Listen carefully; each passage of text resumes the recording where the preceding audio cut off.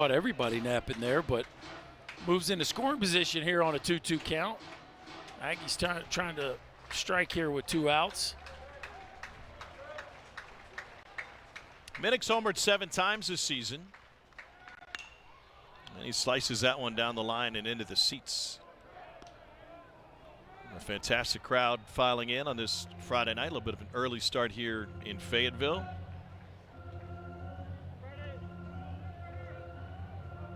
Nice catch. Most popular man in the section now.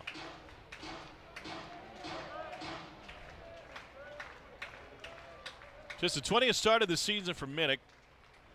This Aggie squad was bothered by injuries earlier. Breaking ball to the right side. Scooped up by Stovall. And that'll do it. It's a 20-pitch inning for Tiger. That'll probably be it for him. The job done. Arkansas coming up. Lily, welcome to YouTube and YouTube TV. No score, home half of the first inning. 7th ranked Arkansas coming to the plate. 8th in the SEC in home runs with 66. Here's their recap. They won 15 straight to start the month of March, but then last week got swept by Georgia. First series sweep in the conference since 2018. That to balance out that long win streak, was the longest since '96. Here's what they've put together. Dave Van Horn with Peyton Stovall in the 2-hole, and well, he came through with a grand slam in the second inning last night. Yeah, one huge swing of the bat. Borfin has been the star, missing some key pieces, specifically Jared Wagner out right now. Love to get this lineup fully healthy down the stretch. Nathan Detmer, Jr. from San Antonio, gets the ball for Texas A&M. 6'4", 230 pounds, coming off of a 2-inning performance with 4 walks against Kentucky. They need him to pitch like an ace. They used 6 pitchers last night. They need him to eat up innings and get them into the middle latter part of this ball game. Sinker's the key. He's been throwing a 4-seamer and a 2-seamer. Tonight it's going to be heavy sinkers. They're hoping he can produce a whole bunch of ground balls, let his defense play, and be efficient with the pitch count.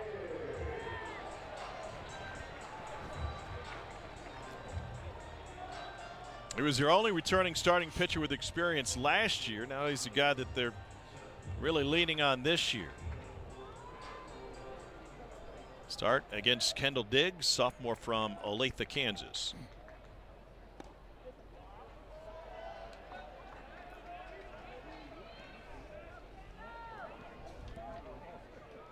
Diggs in the leadoff spot last night, reached base via walk a couple of times, but otherwise was 0 for 4.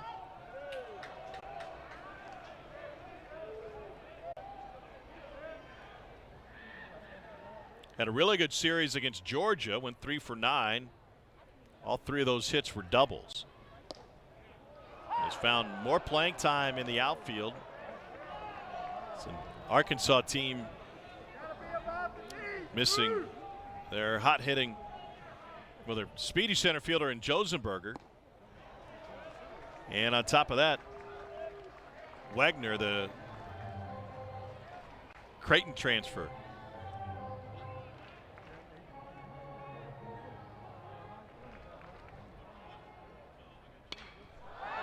Well hit, deep center field, pushes Thompson back to the track. Well, I got him out of their seat, 1 down.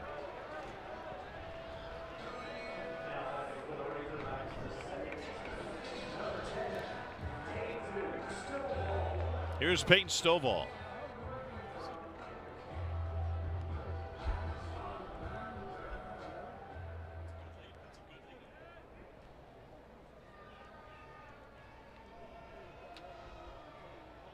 Stovall from Houghton, Louisiana.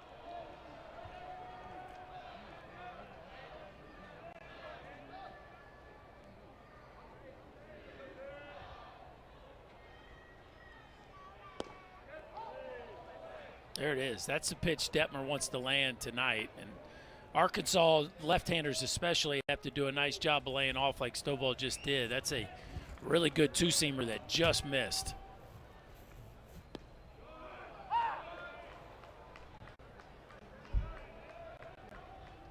Got that one in, 2-1.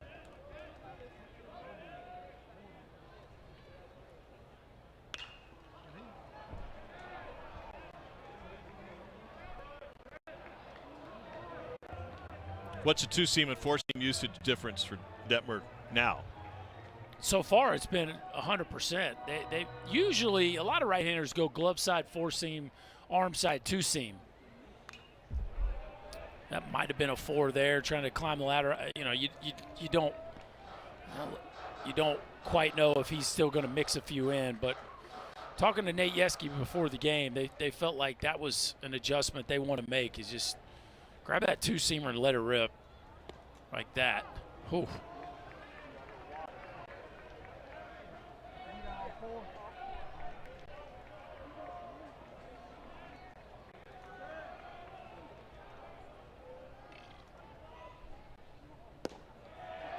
And he missed with it. Stovall with a one-out walk. Last night's hero, Jace Borfink, coming to the plate. 2-run home run in the 8th inning to break a 5-all tie.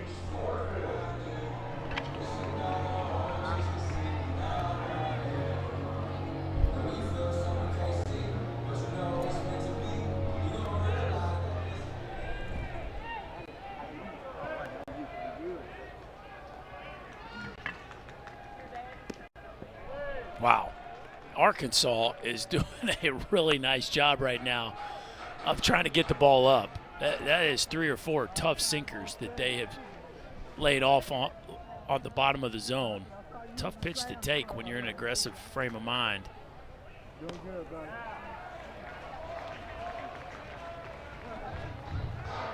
2-0. How important is it when it's a team approach to have everybody all in? Well, it's a great question, Tommy, Thank because if one guy is up there to take and sell the strike zone and somebody else goes up there and hits the first pitch double play ball, then it's all for naught. Yeah. So if the team approach is, look, we're only swinging early if we get something belt high or higher, and one guy goes up there and doesn't buy into the approach, it can ruin the entire plan. So far, it looks like they are all bought in. 2-1.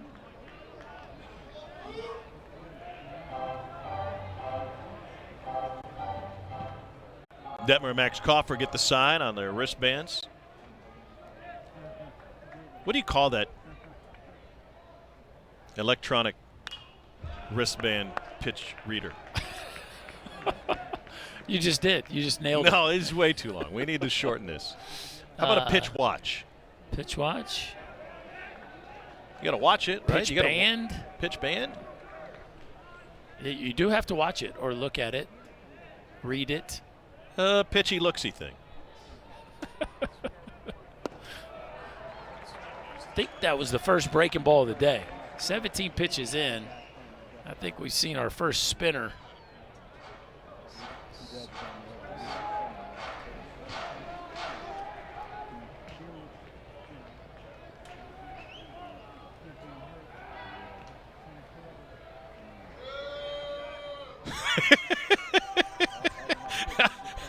I'm a fan of that one guy who just had to have his voice heard. One man of dissent. I don't like throws to first. Shift is on for A&M. Runner goes, but stumbled and throw from Coffer on a short hop. Got him. And still in time. Stovall was spinning his wheels. And a strikeout throw-out double play to end the first.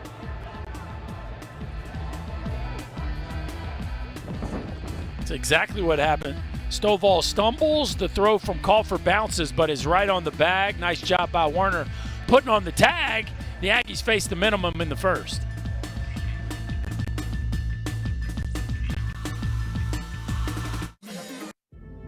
YouTube is now the home of business. Brady Tigert is done after 20 pitches. And that was about the plan for him. Didn't allow a hit and worked his way around a 2-out walk. He'll hand it over to Will McIntyre, junior from up the road, and Bryant, Arkansas. Essentially would be a start for McIntyre. Had plenty of time to warm up. Planned to come in the second. 12th appearance. He's 5-2 with a 5.88 ERA.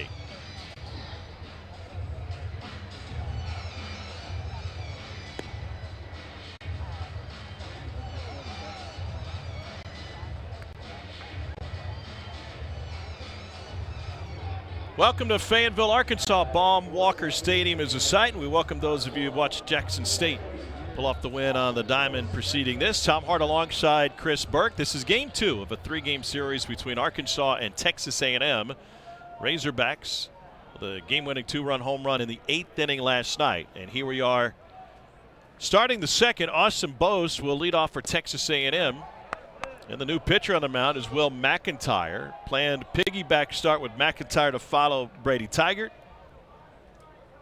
And so Chris Burke, for Will McIntyre, it's his responsibility to treat this just like any other start. Yeah, I think he got his proper warm-up, probably timed it, obviously just moved it back 15 minutes or so later than he would have had he been starting the ball game. But the plan would still be the same, which is give them length and give his bullpen a chance to close this thing out late in the ball game. It has been a struggle for McIntyre. It's not your traditional weekend SEC start. Average velo is only around 88 miles an hour. A lot of slider, cutter, breaking ball. There's a four-seamer there, but you're going to see a ton of off-speed from McIntyre. McIntyre's coming off of a performance at Georgia last weekend where he allowed 6 earned and 6 hits over just 4 innings.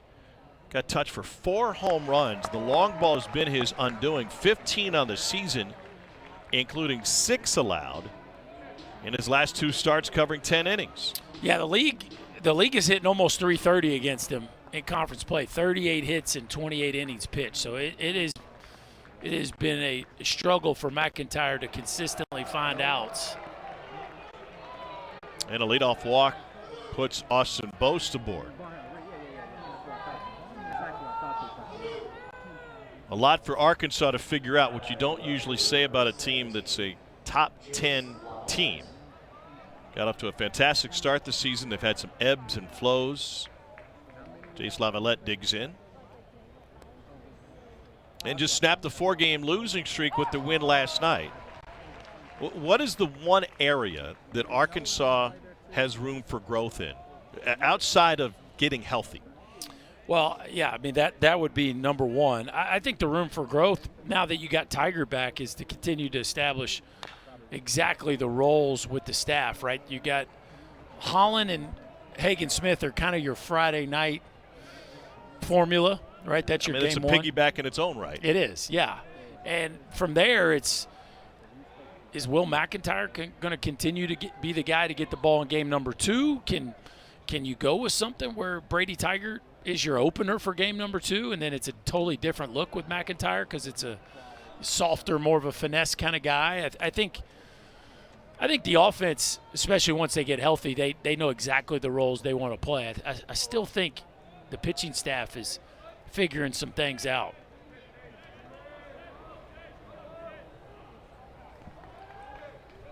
The 1-2 to Jace Lavalette is ripped to the right side and past Stovall. Bose will head to third. The throw from Diggs gets all the way over to third, but Lavalette couldn't take advantage of it. Regardless, the Aggies have runners at first and third. Looked like a hanging changeup. Lavalette, such a talented young hitter. Changeup up and out over the plate. Gets just enough of it to get past the diving Stovall. Give Bost a bunch of credit for being aggressive going first to third. And, man, just like that, McIntyre with 2 runners on here before he's recorded an out in the second.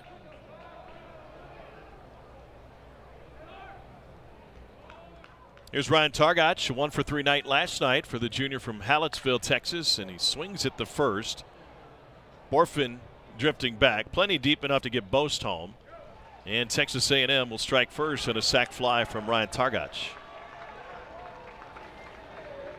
And some think that's an underrated stat. That's good professional baseball right there. Get something up out over the plate with a runner on third. No reason to wait around. And as soon as you can move the ball to the outfield, go ahead and make that swing. And Ryan Targach with a veteran AB there to get the Aggies on the board. Jordan Thompson was one of 2 Aggies with a multi-hit game last night. Senior out of Bernie, Texas. Now to face McIntyre with 1 on and 1 out. McIntyre was at his best when it mattered the most last year in Omaha against Auburn on June 21st. The deepest he'd been all season. Season-long 7 innings, struck out season-high 9, and allowed just 1 run on 3 hits.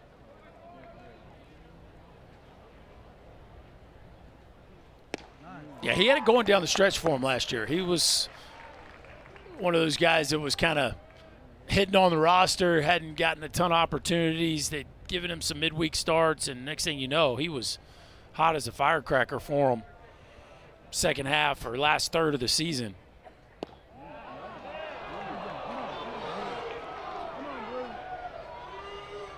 Missed the zone. 1-1.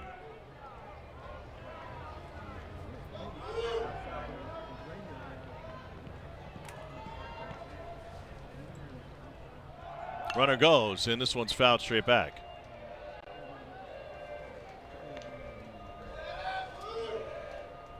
Part of the Aggies' game plan, they're going to run the bases. Second in the SEC in conference games in stolen bases. It's an Arkansas team that does a really good job of holding runners. Going into last night's game, had only allowed 8 stolen bases in conference play. Another one popped up. Park might hold this one. Parker Rowland gives way to Slavens. 2 down. This week's Sunday Night Baseball is the series finale between the Phillies and Astros, 7 Eastern, 6 Central on ESPN, ESPN Deportes, and ESPN Radio. Our coverage begins at 6 Eastern with baseball tonight, Sunday Night Countdown. Don't forget, K-Rod presentation also coming your way on ESPN2. About World Series MVP Jeremy Payne. Do you know where he played college baseball? Maine. Nailed it.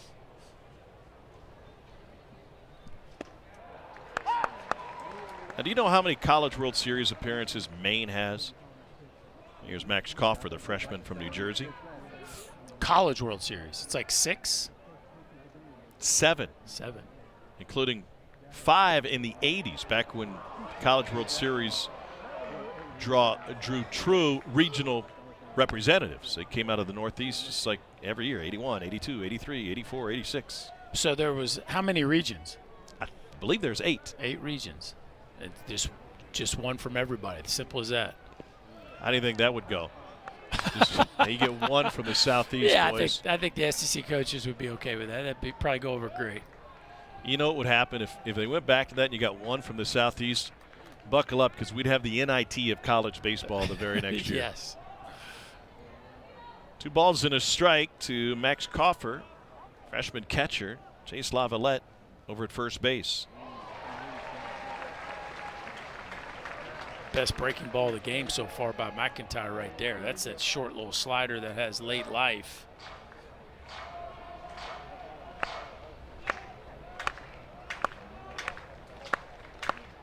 Now the 2-2. Same pitch, huh? Gets a throw down to first just to finish it off. Why not? But A&M gets a run on a sac fly. They leave 1 on base. It's 1-0 Texas A&M.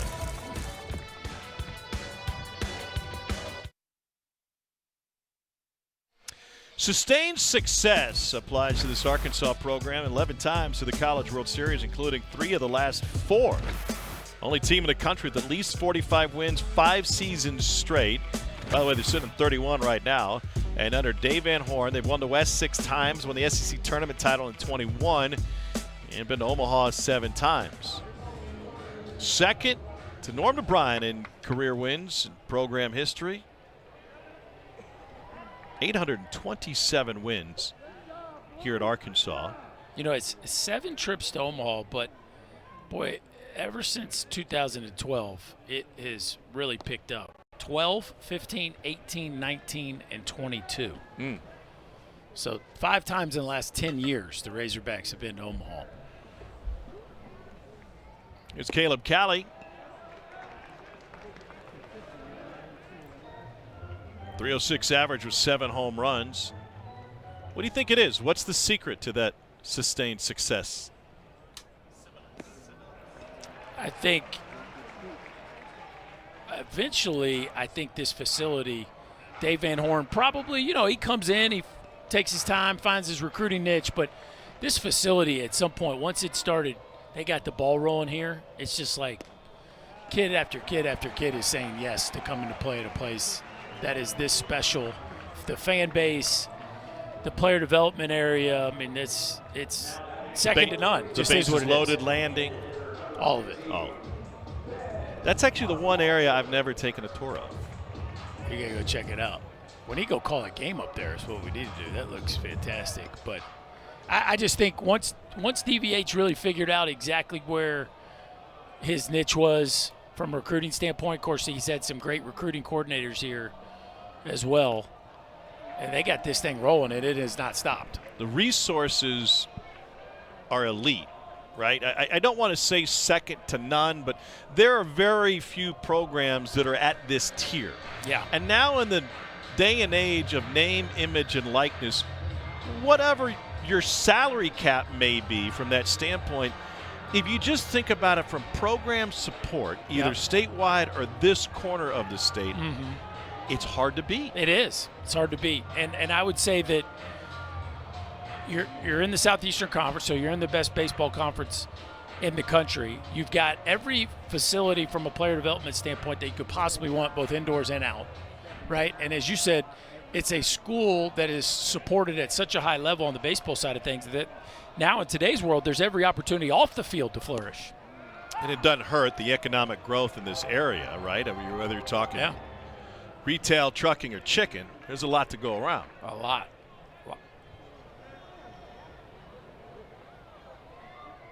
Ben McLaughlin showed up here in Fayetteville by way of the home of the Banquet Beer. He's from Golden, Colorado.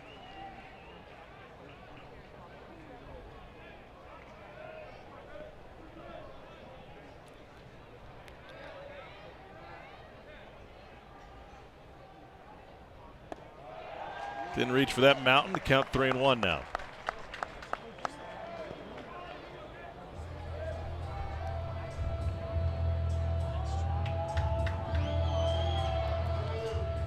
It's In Too Deep, Back to the Hotel playing in the background for those who may not have their Shazam going, and they think Detmer may be in too deep with back-to-back walks here. It's his third of the game. Well, the goal was to hammer the zone with sinkers, but you got to make that one attractive to the hitter's eyes. And at this point, 18 balls and 9 strikes is not going to get it done. And now he's got Brady Slavens up. Tommy, I know you like these swing analytics. Brady Slavens is swinging at over 40% of first pitch fastballs. So be ready. He's about to get his swing off here. 44.3% of the time he's swinging at the first pitch. Oh. And Detmer throws a lot of first pitch fastballs, generally. Yes. Again, give the Arkansas hitters credit. That was a strike, but not the one that they want to attack. And Slavens does a nice job because there's really only one thing you do with that, which is beat it in the ground. Nice smothering stop by Max Coffer. Nathan Detmer is the son of John Detmer, reached the big leagues with the Rangers, but prior to that, John Detmer was a superstar at the University of Missouri for Gene McCarter, all-time career strikeouts leader in Missouri baseball, and they're going to bring the trainer out. See Nathan Detmer. That last pitch was 82. Was that a breaking ball? It was a changeup. Okay.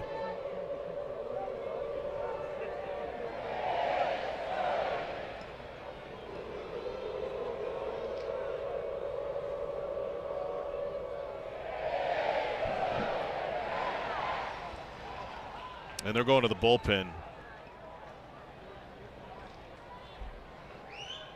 I wonder what they saw. Dapper said, he clearly said it twice, that he was all right. But it does not look like Jim Schlossnagle liked what he heard or saw. He doesn't flinch. I don't see him go to it. You see anything there? No. Yeah. They're not, I mean, you know, there's nothing, doesn't look like his arm is being tended to. No. Like his teammates are giving him a lot of love. But that's the kind of love that you don't get, that love if you're mad just coming out of the game just because you didn't throw strikes. So Nathan Detmer's night comes to a premature end after back-to-back walks in the second.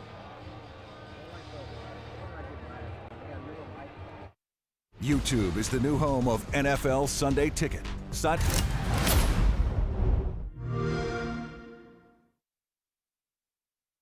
Well, a day after Texas A&M walked a season-high 14 batters, Nathan Detmer walked 3 in an inning plus of work and 27 pitches. He walked 4 over just 2 innings in his last start. Evan Aschenbeck gets the ball now for Texas A&M, junior from Brenham, Texas. Will face Brady Slavens with 2 on. Aschenbeck went 4 1/3 in relief at Kentucky, game 1 of their series last week. He's 6-0 with a 3.24 ERA. Yeah, just 11 walks and 41 2/3.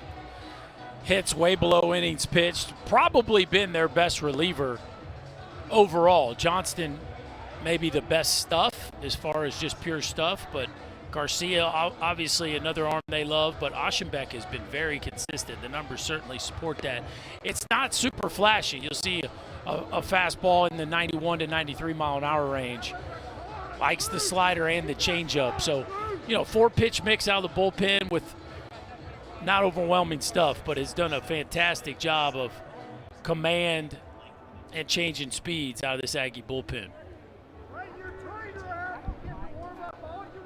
Aschenbeck came over from Blinn Junior College, was primarily a starter, and due to Detmer leaving because of injury, Aschenbeck will have all the time in the world to get loose. The one reason I hesitate to fully label Detmer's exit due to injury is that Aschenbeck was already getting loose in the bullpen.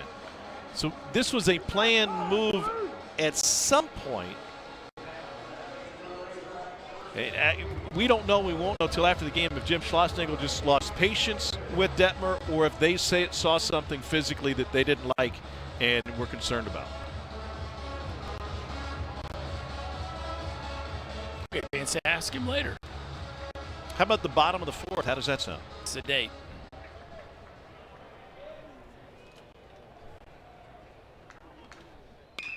First pitch swinging, Brady Slavens rips it to right center.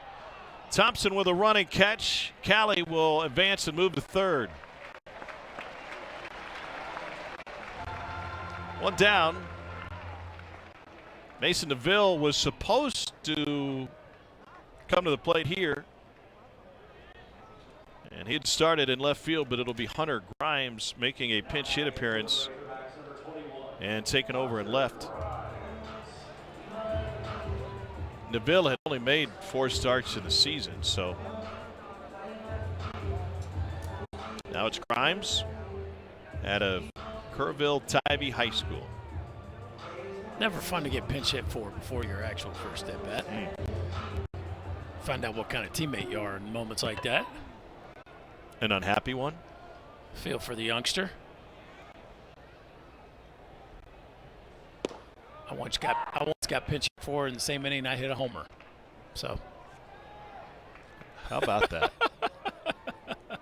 I'll let you think about that. I know what it's like to be pinch hit for, so I feel your pain, brother. Grimes didn't put a ball in play last night. Came to the plate 5 times, couple of Ks and 3 walks.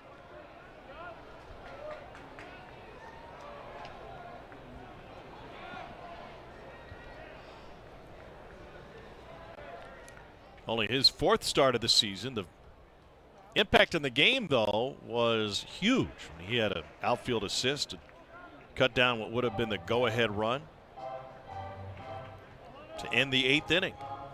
An incredible outfield assist. Not just your run-of-the-mill shallow fly ball with all your energy going towards home plate. He ran over, cut it off in the gap, threw a ball from, it had to be 280, 290 feet. Perfect one hop to keep it a tie ball game.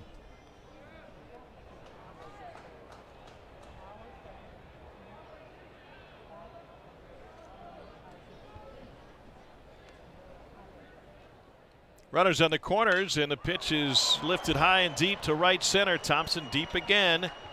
Callie going back. And Arkansas has tied this thing up. They had 1 run apiece and a couple of fly balls to center field. Well, we saw the Aggie offense do a nice job of moving the baseball, and now Arkansas follows suit. Slavens with a deep fly ball to right center field, and Grimes does the same, and we're back to level.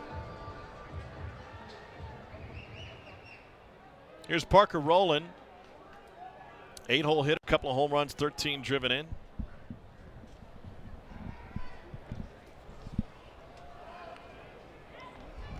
He missed a good chunk of the Georgia series with a back injury. He just gave one of those looks like he was trying to stretch out the back when he was getting loose there. Came back to catch a couple innings in the midweek against Missouri State. Well, catcher is a grueling position. It made even tougher when you're dealing with the back issues. So playing through that will probably be something that he doesn't fully get over till after the season. Good to see him back in the lineup, though. Just another one of the wrinkles in this Arkansas injury book that they seem to be accumulating throughout the course of the season. Chapter after chapter. Tiger got the start coming back from injury. Worked a scoreless first. To the left side. Way off the line at third is Warner, and they get the easy out at second base. Got a game-tying run, pushed across in a sac fly. Got one run each. YouTube is now the home of NFL. Welcome back to Baum-Walker Stadium, Fayetteville, Arkansas. You're watching the SEC on ESPN. Tom Hart alongside Chris Burke. We'll be here all weekend, everybody. Try the veal. Finale tomorrow. Early start for some. Midday for Chris Burke, 11 a.m. Central.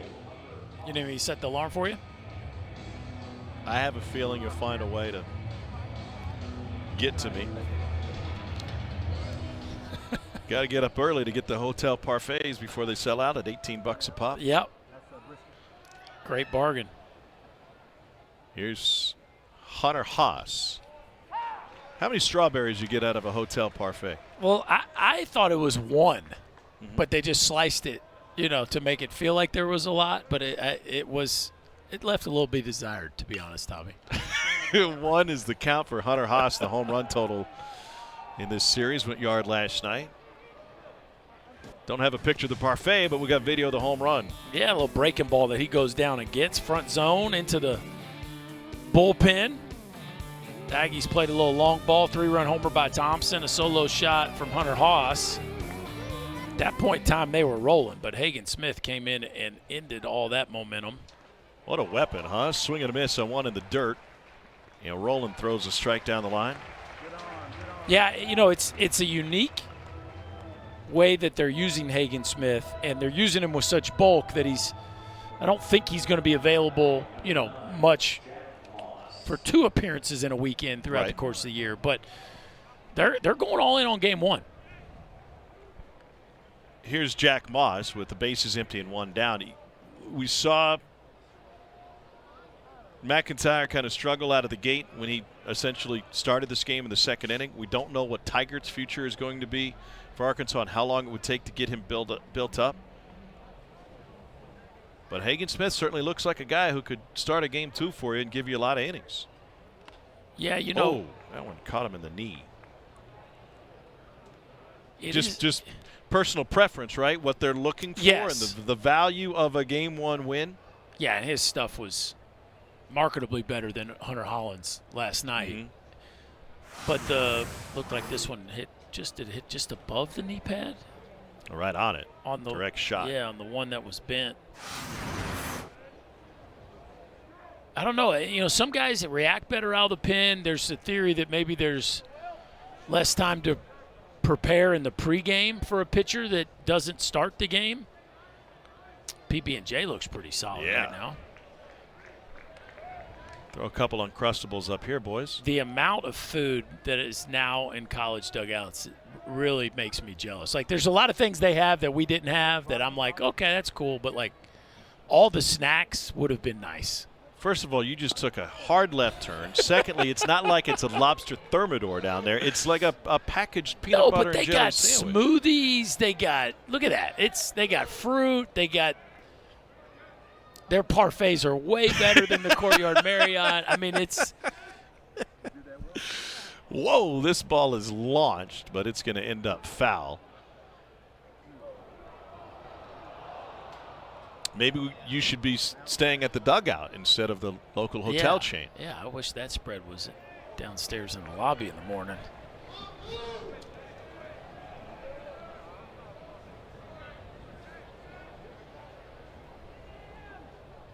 Well, McIntyre's 3-2 pitch was in on the hands. Bolton going back, and easy play in left field by Hunter.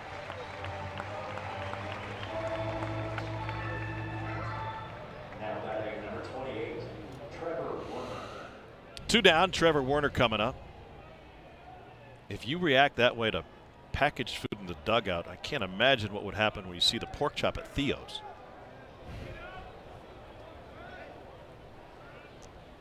I'm game to check it out. All right. Trevor Warner looks at the first pitch low and away. We were talking about the value of locking down game one with a guy like Hagen Smith versus spreading your pitching out over a series, or at least over the first 2 games of a series. Does that change at all for the postseason for this Arkansas program? Say you get into a regional or obviously super regional, there's real value in that game 1 win. Yeah, I would say if they're hosting, then you would think you're just saving that bullet for the 1-0 game. You figure out a way to win that first one, and you save him for the 1-0 game. Yeah. And the super, like you said, I think you stick with that game 1 mentality. Strike 3 on the breaking ball to the bottom of the zone. Parker Rowland will limp back to the Arkansas dugout. McIntyre, the nice easy stroll. We're tied at 1, middle of the third. Noon games all season long exclusively on YouTube and YouTube TV. Sign up now.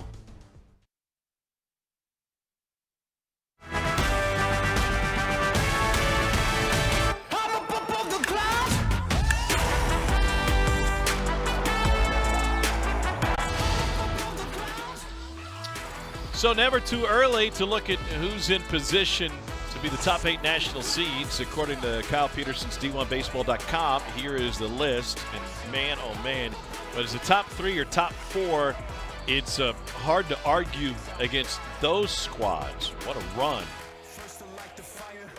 Yeah, it's interesting, too, because last weekend Vanderbilt got swept, Virginia got swept. Some of those clubs, Coastal Carolina lost a series to Southern Miss. Coastal Carolina beat Southern Miss, which dropped them back. There was a lot of damage last weekend, but I would say that there are still plenty of storylines to unfold. What's really interesting is Kentucky is number 2 in the RPI, but that is a projection, not a if the season ended today kind of list, right? Hold on. Just to be clear, the 8 that we just saw is a projection. Right. The RPI is a snapshot of where we are right now. Correct. Yeah. So, it just shows you how much work the guys at D1 do to putting in predictions as to how they think the rest of the season is going to play out. Because the reality is if Kentucky just plays even 500 ball in the conference here the rest of the way out,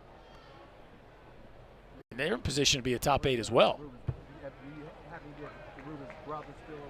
You know what I appreciate about Chris Burke is I feel like you do an amazing job of creating another voice in the room when there are some people with influence who can be guilty of groupthink, right? We were talking a couple weeks ago about, who's the player of the year? It's the guy who's going to have the best big league career, the guy who's having the best year. Right. And so I'm glad you pointed out that those top 8 national seeds are projected based on a group of people deciding, well, this is likely how their season going to turn out. Some of that's easier than others. LSU's remaining schedule is fairly easy. Yes. So it's easy to see where they're going to end up with maybe a couple sweeps down the road and likely series wins all the way throughout. Yeah, and Kentucky still has to play Vanderbilt, currently going on, South Carolina, Tennessee, and Florida. So, again, the number 2 RPI currently, if they play 500 in those 12 games, they're not going down in the RPI. And at that point, they absolutely will be a top 8. Kendall Diggs 0 for 1 with a fly out to center. 1 ball, 2 strikes.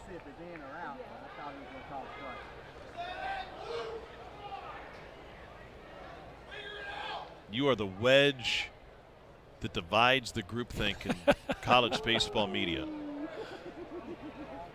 Well, the Ethan Petrie, Dylan Cruz conversation will go on, but I do feel like I've made some headway. I think I've got some people that are at least looking at it with open eyes, especially those conference-only numbers, because Ethan Petrie's had an incredible season.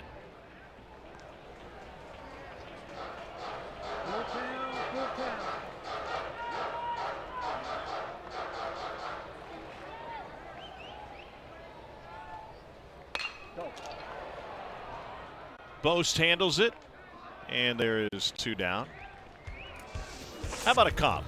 Here's your SEC Player of the Year race, and at least a couple guys we talked about National Player of the Year. Jack Caglione has talked to coaches around the league. Now his pitching has fallen off a little bit, but the value he brings to any program, not just leading the country in home runs, but what he does as a starter. And even though the pitching has fallen, he's still taking the ball number 3 on every weekend, right? I mean, he's still giving you outs on the weekend. It hasn't been great recently, especially from a control standpoint, but leads the country in homers, leads the league in total bases. How about Ethan Petrie versus Dylan Cruz in the power numbers, Tommy? In SEC play, Petrie has a 1,092 slugging. That's pretty good. Great stop to his feet and just wide. Hunter Haas with a fantastic effort. And Peyton Stovall reaches on an infield single. Nice range play here by Hunter Haas. Watch the jump, boom, perfect crossover step, the reach, the slide. Just the throw takes him just a touch up the line. I don't think he was going to get Stovall anyway, but I love that foot first slide that gets him quickly back to his feet. You got to have a few different tricks up your sleeve as the middle infielder on those range plays. That was really well done. I just don't think he had enough time to get Stovall.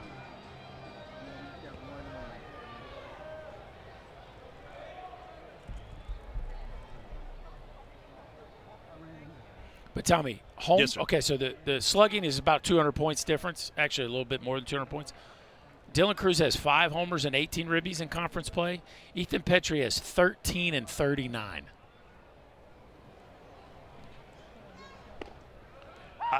I appreciate, I'm not trying to poke a hole in your argument. I appreciate you using league stats because that should be apples to apples, but they haven't played an apples to apples schedule. South Carolina's front end of their league schedule did not have as much heavy lifting as LSU's has. If you get to the end of the year, you want to use league stats, by all means. That's right. It's still going to play out. And let me tell you, Dylan Cruz, with 12 games to play in the conference schedule, wouldn't have been the conference player last year, and he ended up being the co-player of the year with Sonny DeShara. So things can change, right? So things can absolutely change. And a hitter like Dylan Cruz is as great as his batting average is. Something tells me he has a home run in him because he's shown us those kinds of runs freshman and sophomore year. He's walking more this year than ever before, so that might keep some of his power numbers down. But right now, to me, Ethan Petrie has been the best player in the Southeastern Conference.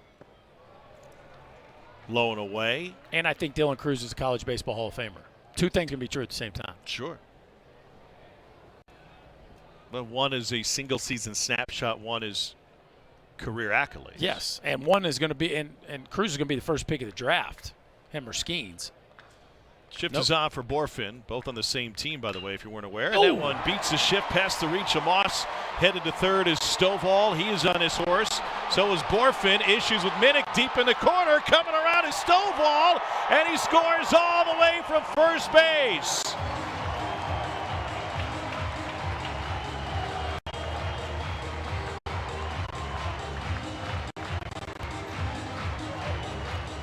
Arkansas has got its first lead of the night. Well, they had a real shot here. Borfin continues to be hot. A rocket past Moss. And Nate Thompson, third base coach for Arkansas, was going to send him no matter what. But Austin Bose could not get the grip after Minnick gives him a chance. And Peyton Stovall's giving it all he's got. I think this was going to be a really close play at the plate. Bose can't get the grip, and the Razorbacks take the lead.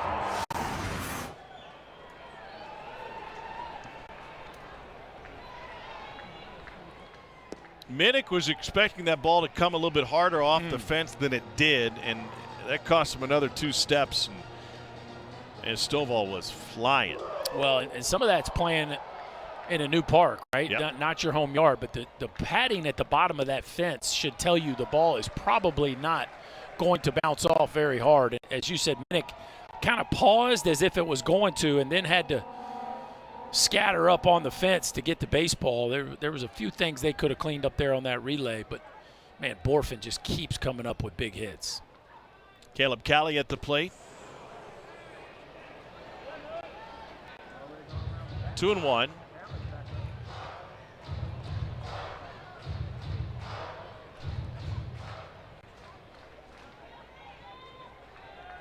Borfin had the big hit late in the game last night. 2-run home run in the 8th.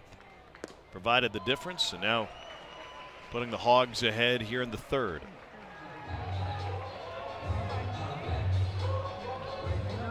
That's right on time, because without Josenberger and Wagner, if Borfin had gone cold, this offense would be in a tough spot. But boy, has he responded. It's ball 4.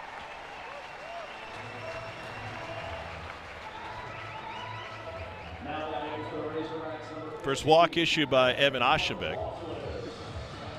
And Ben McLaughlin coming up.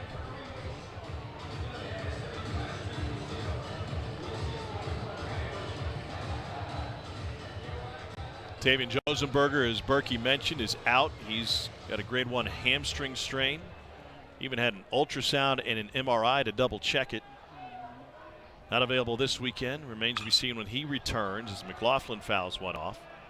And Jared Wagner is a Creighton product and a Nebraska native.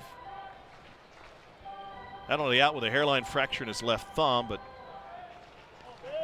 dealing with some family issues as well.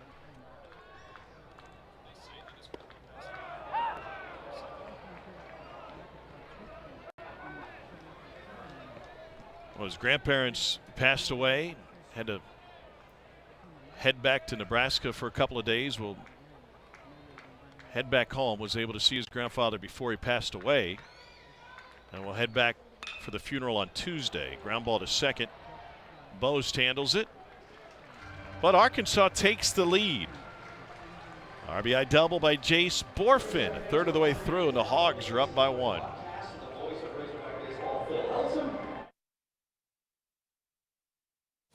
We are in Northwest Arkansas, in Fayetteville to be precise. So many great sights around here. Crystal Bridges, the Blessings Golf Course. How about Devil's Den? You know, you want to do some outdoorsy stuff? Berkey, you and I should go spelunking sometime. It's a 2-1 Arkansas lead. We're in the top of the 4th inning. 7th-ranked team in the country looking for a series win with a victory tonight. Will McIntyre settle down in the 3rd after facing 5 batters in the 2nd. Spelunking? Yeah. Caving. Oh, okay. Why didn't you just say caving? Spelunking makes you ask, what are you talking about? Makes it into a conversation. All right. So those are synonyms. Have you ever been in a cave before? I have, yeah. 1-0 to Minnick is pulled to the right side. Here's Stovall. They have a cave in Kentucky that is mammoth. Is that Mammoth Cave? It is. You can't really get nothing past me. Austin Bose walked and scored a run in the 2nd. I think Stovall heard my Mammoth Cave joke. He thought that was funny.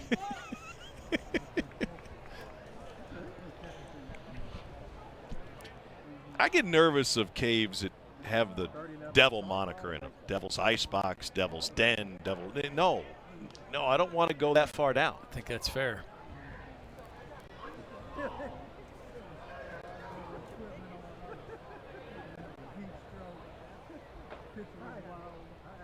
Bose was 1 for 3 last night.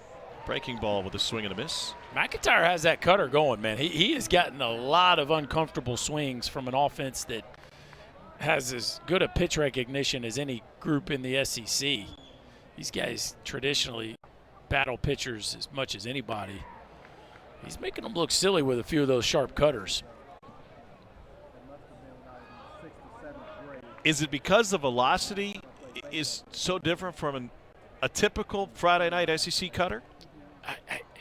I don't know that I would say they're early as much as it looks like they're running out of bat. It just feels like that cutter today is really late, and they appear to be swinging at fastball, and that thing is just taking a left turn as it approaches home.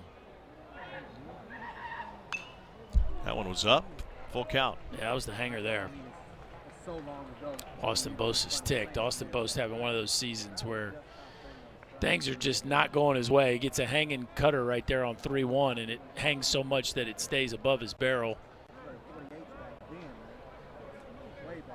Bose hit 400 in the Kentucky series, and he takes ball 4. 3 walks issued by the Hogs tonight. 2 of them have gone to Bose. And here's Jace Lavalette. See how Arkansas plays this. Last time Bose walked, Lavalette hit that single in the 4-hole just to the left of Stovall. And Stovall's talking to the left side of his infield right now. He's moving over even more than he did last time. But this feels like an at-bat where the shift would make sense to me.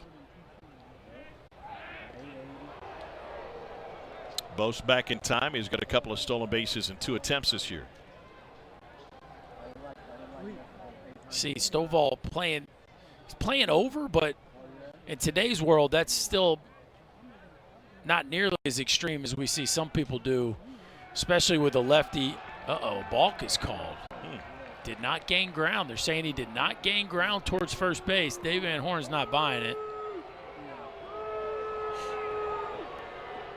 How far must one gain ground? Well, the left foot is supposed to go in that direction. You're not allowed to just rotate. You can't just like hop and spin. And that's what he's calling him for. Now, that being said, pitchers do that all the time. It's one of those moves that almost never gets called. And DVH is saying that is unbelievable. Are you kidding me? Just made it up.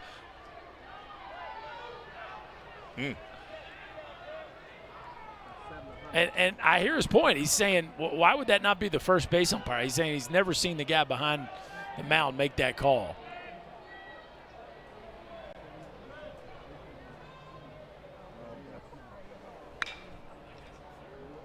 Deep in the left field corner, Grimes will let it continue into the seats. I could argue, I'm not arguing against Dave Van Horn, but if that is the call, that he didn't gain ground to first, that guy is in a better position to see it than anybody else. Yes, the first base umpire makes 99% of those calls. No, I think he could see his foot line just as clearly as anybody. I mean, I don't know that the third base umpire is in a very good position to make that call, but you could think anybody, home, second, or first, could probably make that call.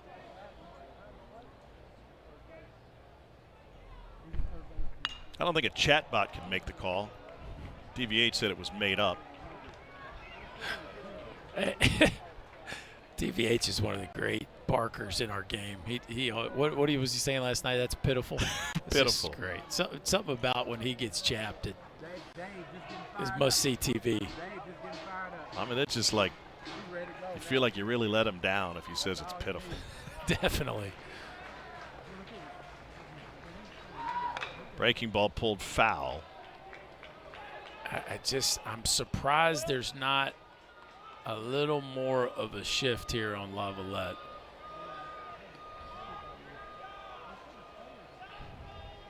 Where would you put Stovall? I would put Stovall in shallow right. I'd bring my shortstop over on the second base side of the bag. I mean, on the second base side of the base, and let him hold the runner on from there. Third baseman still, with one out, third baseman still needs to be in position to cover on a steal. Thrown behind him.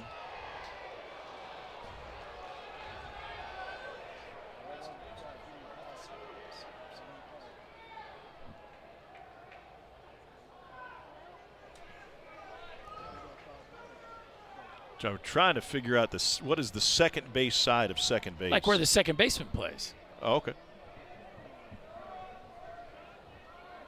You say the shortstop side or the second base Okay, side? very good. Fair enough. Check swing, did not go.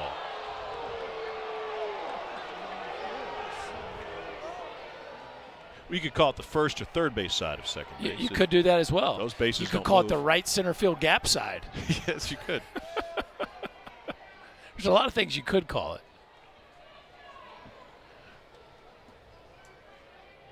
Parfait side. Here's the 2-2 pitch. Oh. And I'm waving at 86, and Parker Rowland's really fired up, and he's trying to get his guy McIntyre fired up. Well, he should be fired up. It's a heck of a pitch. And Jim Schlossnagle saw there was a pitch clock violation there. And nobody called it.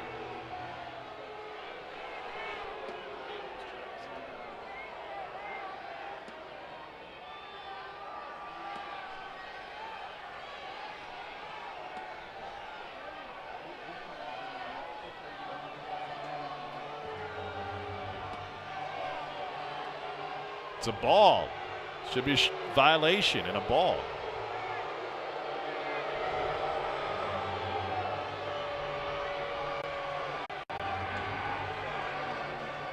There's nothing more than this fan base loves more than razzing the opponent head coaches, especially those who call the hogs on their way out after they've been ejected.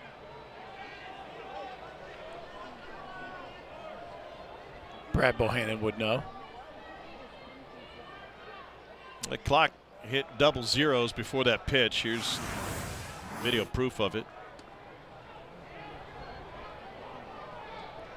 Yep, that's it right there. That should have been a ball. Was it full? Would have made it full. Would have made it full. Great job by our team right there, showing that clock. Well done.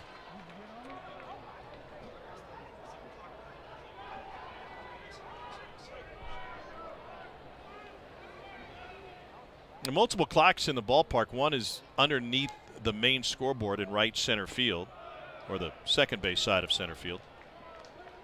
That's not exactly in the home plate umpire's line of sight. Peripherally, though, but there's one right behind the plate that is visible to everybody else out there.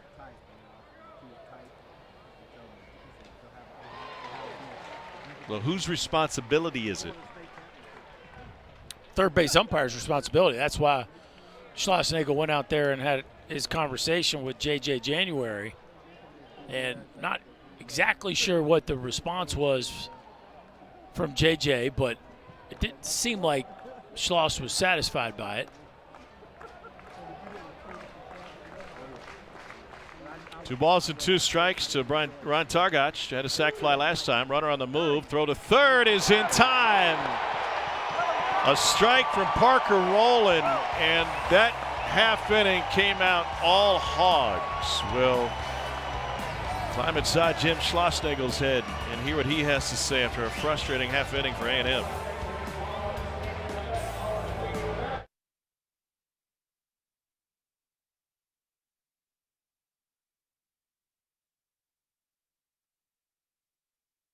The series between Texas A&M and Arkansas. Tom Hart with Chris Burke. Happy to be joined by A&M head coach Jim Schlossnagle. Schloss, you had to take Nathan Detmer out just 2 batters into the second inning. Was that injury related? Yeah, I'm not sure what camera I'm supposed to be looking at. He's had a little bursitis type thing or something, showing no big deal. And then when he started throwing fastballs 88 miles an hour, then I knew there was something going on. Yeah, well, you don't have to be able to find the camera, but the guys wearing blue should be able to find the clock. What kind of explanation did you get? Just I didn't get one. Okay. I didn't get one. I mean, there's more clocks around here than freaking Big Ben, Yes. Ink Parliament, right? But You are 2 for 2. Well, it was about 3 seconds late. So was there?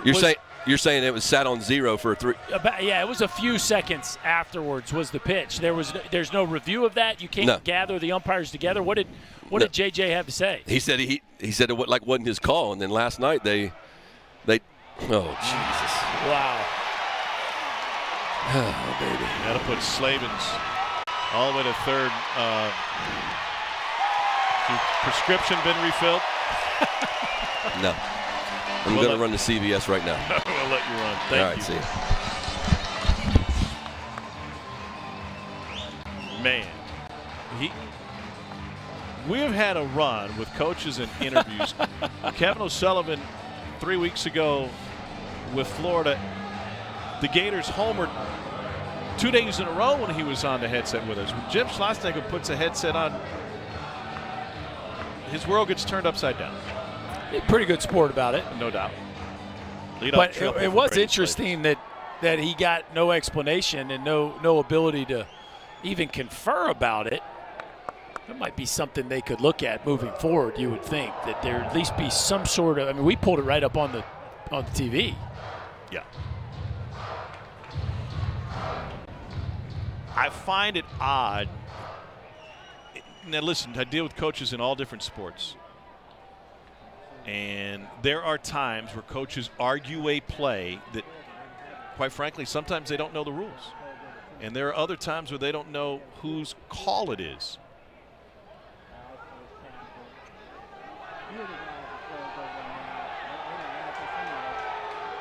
All right, so whose call is it with a pitch clock violation? That's the question.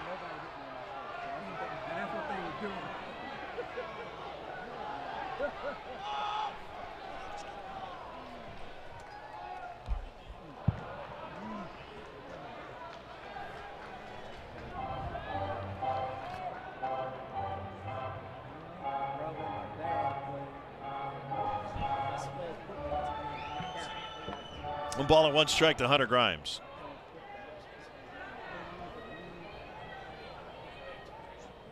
Ray Gregson is a home plate umpire. What do you make of all that, Berkey? Well, to Schloss's defense, he not only got burned on a pitch clock situation, but there was also a fairly harmless ground ball that turned into a triple. So it's and they got thrown out of third to end the inning, right? Yeah. So there's a few things that haven't gone their way here in the last 10 minutes or so. But what was going on with Gregson? He called time about something that had to do with either a step out or a step off or the pitch clock, something, and I think that brought back the situation from the previous inning. Yeah. Because JJ January got involved again too, so it looked like the situation had come back up. Nathan Detmer dealing with that injury that Jim Schlossnagle mentioned. Didn't like the velocity in the last pitch. He lasted two batters into the second inning. Here's Parker Rowland now with two on. A little safety squeeze. He ended up at the screen. I like the call there by DVH. Rowland just a little late with the bat. That was a perfect chance. You get the first baseman holding the runner on, left-handed pitcher on the mound. You got the whole right side of the infield to bunt this ball to. A lot of things the offense can do in this situation.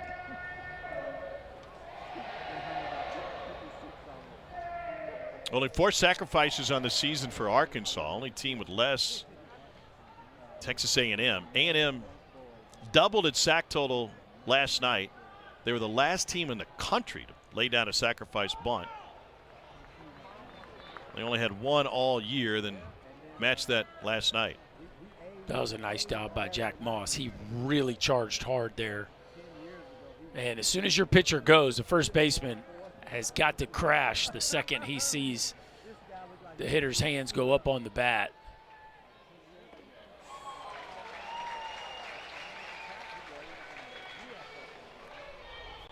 Two balls and a strike.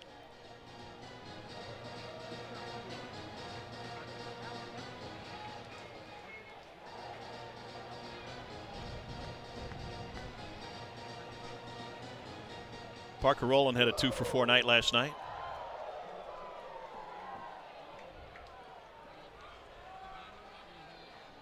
What do you do here?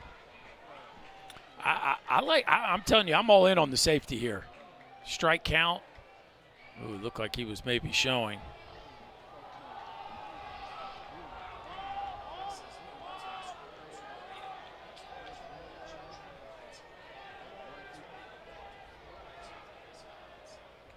2-1. There it is. Got up the first base line. Let it go. Oh, he touched it. And he still didn't get it out. Moss thinks he got the tag on Roland before he hit the bag, but A&M just coming apart at the seams, and Jim Schlossnagel asking if he can come make a mound visit. Wow, this ball was going foul. It hits the cut of the grass, and if Aschenbeck lets it, it would have rolled foul.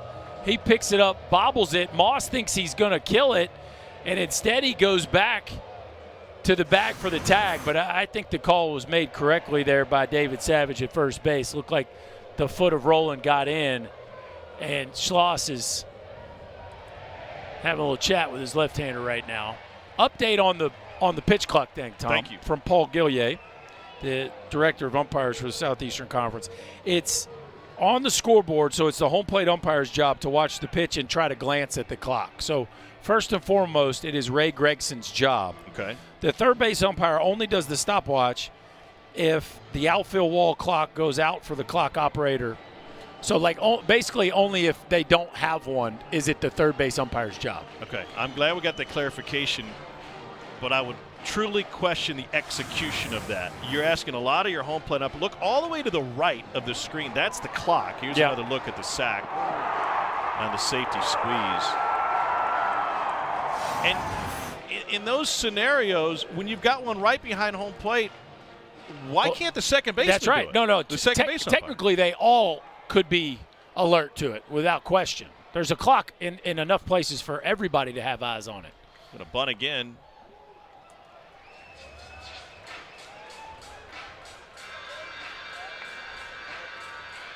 This is way right for a home plate umpire. Relative, especially in this ballpark, and I know they're all different, to the line of sight where the second base umpire is.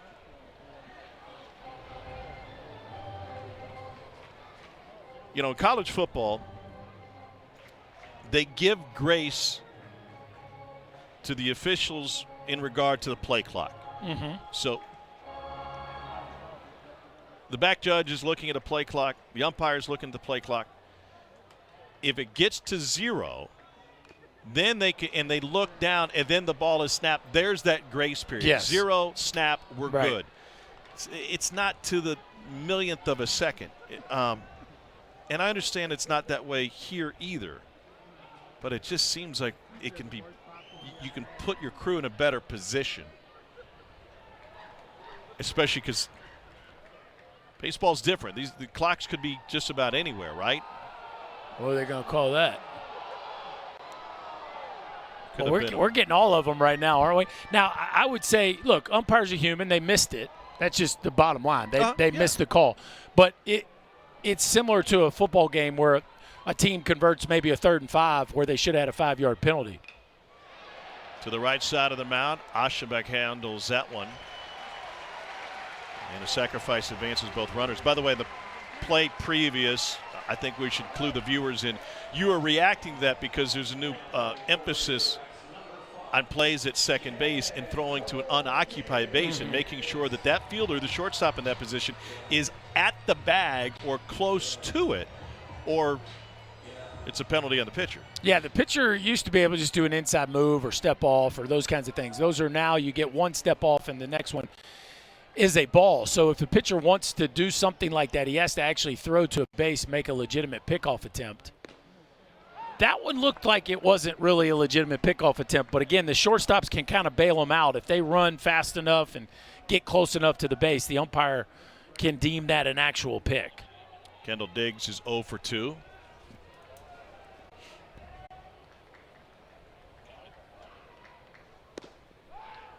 Fake to third.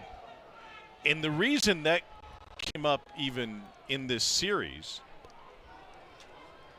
is that both coaches were told, hey, we're going to keep a closer eye on this. We're going to call it differently now. And it threw both staffs off a little bit to have something change in the middle of a season. But the penalty would be a ball against the pitcher if he throws to an unoccupied base. Even if he hadn't used his step off already. It's just going to go right to being a ball. Grace period with the step off. No grace period throwing to an unoccupied base.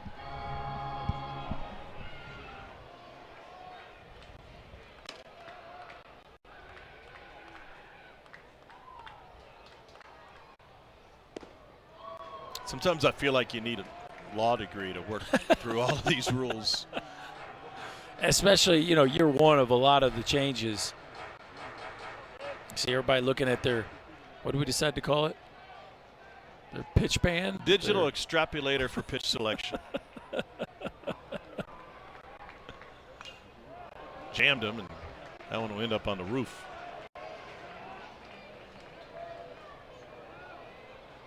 How about a pitch watch? I like it.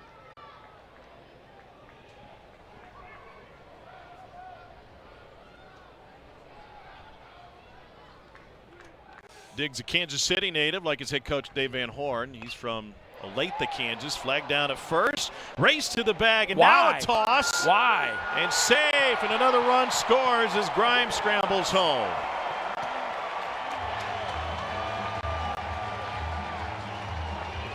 Tommy, did it look like to you Jack Moss was going to beat him himself? I thought it was his best chance, whether he would beat him or not. I mean, he looks like he's closer than Aschenbach to the base and decides to give it up. And now your left-hander's got to catch the ball. I don't think his foot ever even touched the bag. And I thought Jack Moss missed an opportunity to finish that one off himself. And boy, things have gone sideways here for the Aggies defensively. Here's Peyton Stovall, singled and scored last time up.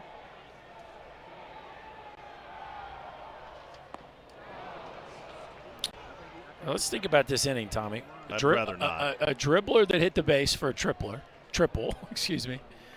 A walk, a safety squeeze that was no outs were recorded, and then now a sac bunt, and then a ground ball to first. So the ball really hasn't left the infield. Technically, Slavin's did because it bounced off the base, but Arkansas has been very efficient with their use of their opportunities this inning. Listen, you said it at the beginning. This ballpark does something. It does. They're 26-3 here. They hit the ball better here.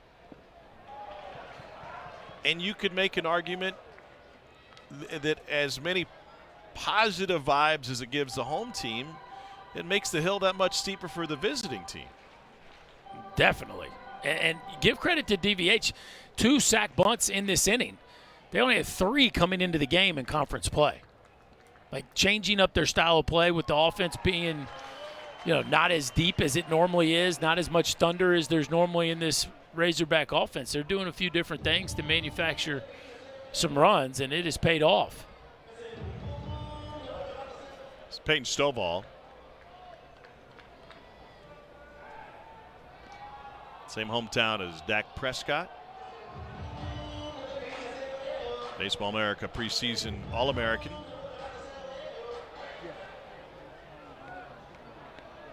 How's the draft going? I don't know. Fly ball left field.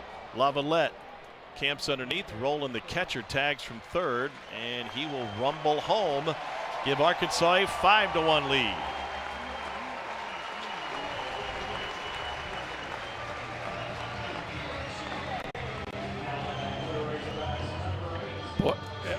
Arkansas just putting on a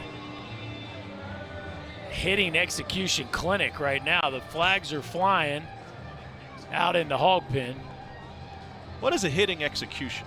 Is that what I said? That's what you said. Executing, hitting. I'd rather see a hitting expedition. Exhibition? They're executing hitting situations. Are you okay with that? Sure. Yeah. Okay. So first, you're on me about the second base side of second base. I'm just looking for clarity. That felt very in your clear. life, not mine. That felt. Diggs is the runner at first, and Borfin at the plate.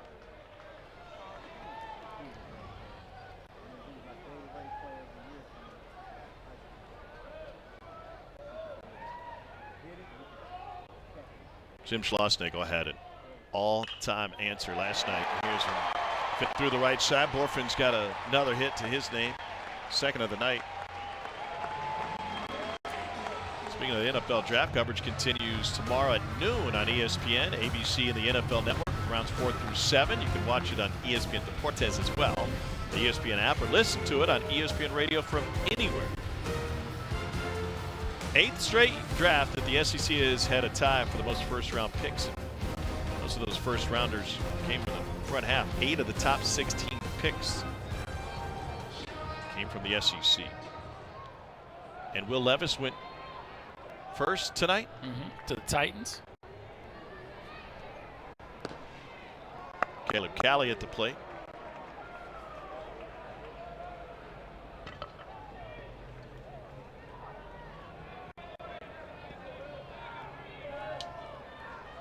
So the 30th pitch of the inning for Aschenbeck. I was asking Jim Schlossnagle, our in-game interview last night, how do you deal with all of the emotions and the ups and downs of a game? Because it was already a very stressful game for him at the time. And he said, Xanax.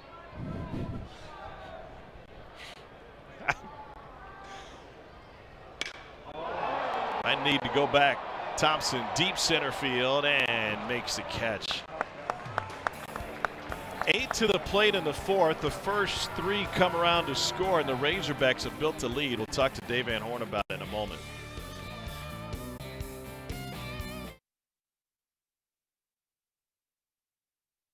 Saw Leeds A&M 5-1 5th inning, game 2. Dave Van Horn is the head hog, joins us now. DVH, we were talking earlier about the impact that this building and this fan base has on a game night, and so many things went right for you in that 4th inning that were wrong for A&M. How many runs is this place worth a night? I'd say a couple. It's, I mean, baseball, what a funny game. You know, you kind of get jammed and ball hits a base and you get a triple. And then you line out and you hit it 387 feet at 105 miles an hour and they catch it. It's why we don't sleep a lot at night sometimes. Well said. I got an interesting one for you. You guys have not played a ton of small ball, but bunted twice in that inning. Is it, in a way, is it more fun coaching the game where there's a little more offense that you have to come up with and manufacture? You know, every now and then, you know, we work on this stuff all the time, and, you know, and I say, we're going to need it. We're going to need it. And we never do it, and they're probably looking at me like, whatever, coach. But, hey, we needed it right there. Yeah. And then the guys behind him did their jobs. They put the bat on the ball, knocking it run, fly ball, ground ball, whatever, and chipped away and got us a little lead now. But we've been here before, and it didn't work out so well, so we got a lot of work to do. Coach, thanks for your time. We appreciate it. Okay, see you guys. Arkansas leading 5-1. Here's Ryan Targach at the plate. It is a funny sport, isn't it? And I think there's part of a guy like DVH, you know, former middle infielder, base runner, defender. Like, I think, look, I'm sure you'd love to sit back and watch your guys hit 3-run homers too. There's nothing, fun. yeah, there's nothing boring about that. But I would imagine there is some enjoyment out of pressing the right buttons and putting some of the small ball things on from time to time. He hadn't built his program on it, but as he said, you preach to your players that at some point you're going to need it. I'm sure it's very gratifying to watch them execute in moments like that. Targach at the plate, and he fouls one off his foot. Let me ask you, you play a lot of golf? Would you rather bomb one down the middle of the fairway and have a nice little chip up and in, or maneuver your way around the golf course, hit a 4-iron off the tee, and then have to hit a knockdown under a tree branch? Yeah, I've done more of the latter than the former, and I enjoy playing a little scrambling golf myself. Shift is on for the Razorbacks. Targach pulls it that way, smothered by Stovall. Got him.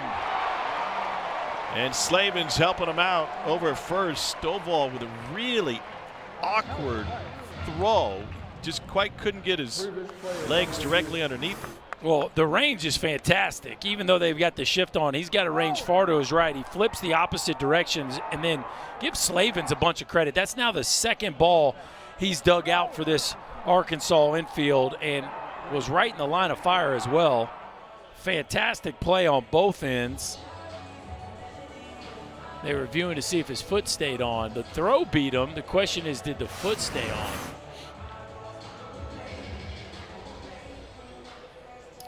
This is an Arkansas defense that is really, really playing at a high level. Came in second in the league in fielding percentage, number 1 in double plays. Let's see if the foot stays engaged long enough here. Ooh, I'm not sure.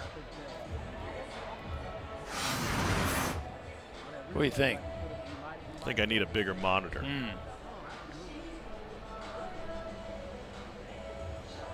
There you That go. guy can see the future, but we can't.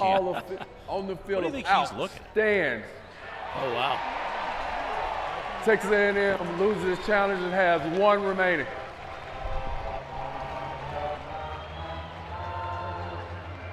And so Targach out. Fantastic play by Stovall.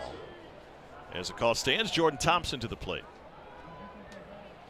You're talking about Dave Van Horn. Our buddy Mark Etheridge from Kyle Peterson's D1 Baseball is in the building tonight, and he was the one. He wrote an article last night after the game that talked about how Dave Van Horn is putting together this lineup, missing so many key pieces, and he called some of the newcomers the unrecognizables. Ball really not carrying tonight as Borfin gets underneath this one.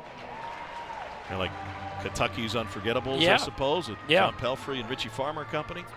Well, they've done a nice job of producing, right? And even though you look at the numbers at the bottom of the lineup, and they certainly don't jump off the stat sheet at you, they have been in the mix of everything. In this ball game last night, there was a bunch of times reach base, and they got this home crowd behind them, which, as you pointed out, is worth at least a couple runs. But I will say Borfin at the top has really carried this club. And as much as it's been a team effort, it's always nice to have a star red hot.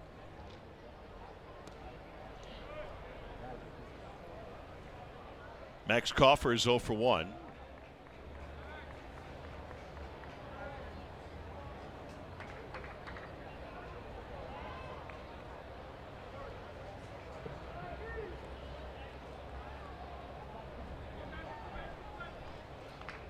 Uh-oh. And this one is touched high and deep to left field. Grimes will run out of space. It is long gone into the second row behind the bullpen.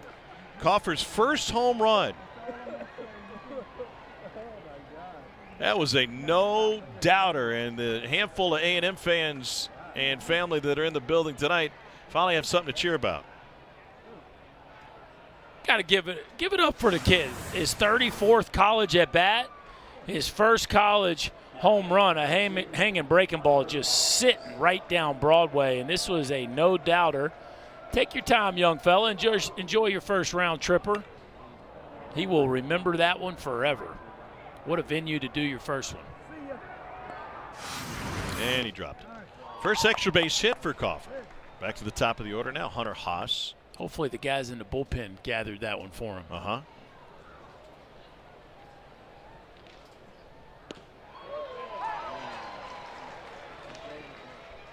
Elsewhere in the SEC, number 3 South Carolina is trailing at home to Auburn 6-2.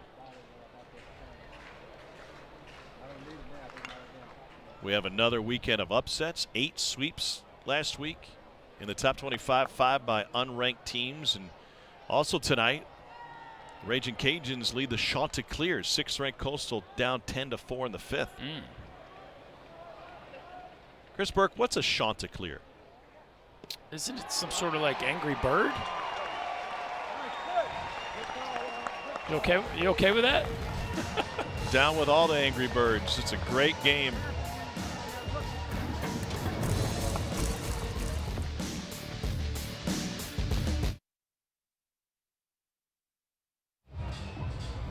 This is the SEC on ESPN from Baum Walker Stadium in Fayetteville, Arkansas.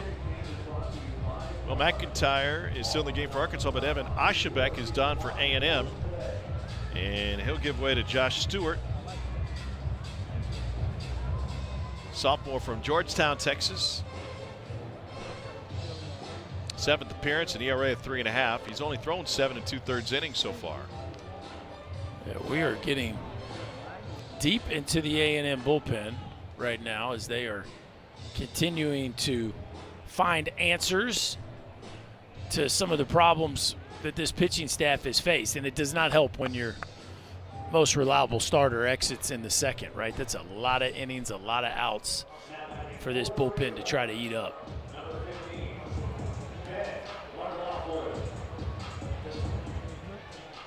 Five to 2 Arkansas lead. Ben McLaughlin at the plate.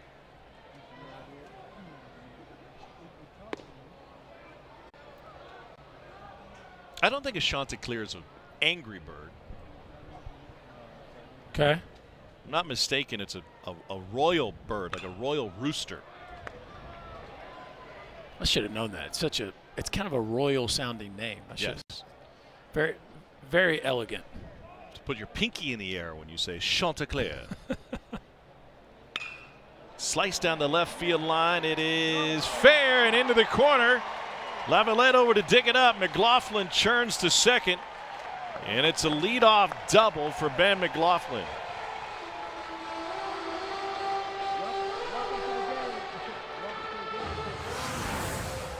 Well, McLaughlin has been one of the Razorbacks that has struggled in this series, but that's one way to get it going. Just a little slice piece down the left field line.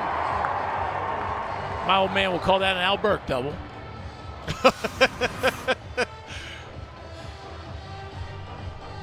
He had patented the slicer down the left field line as a left-handed hitter, apparently. Patented, yeah.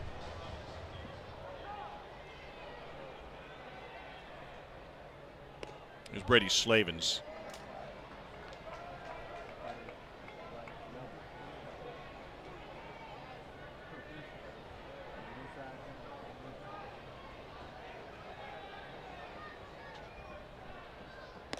Swing and a miss.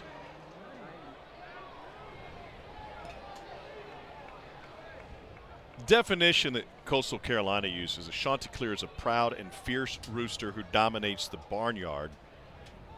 When we get to the royalty part, it's because they used the great poet Chaucer in his words to come up with the term. So fierce. So it's a fierce bird. Yeah, you were okay. Not angry, just fierce, just competitive. Yeah, it's a type A.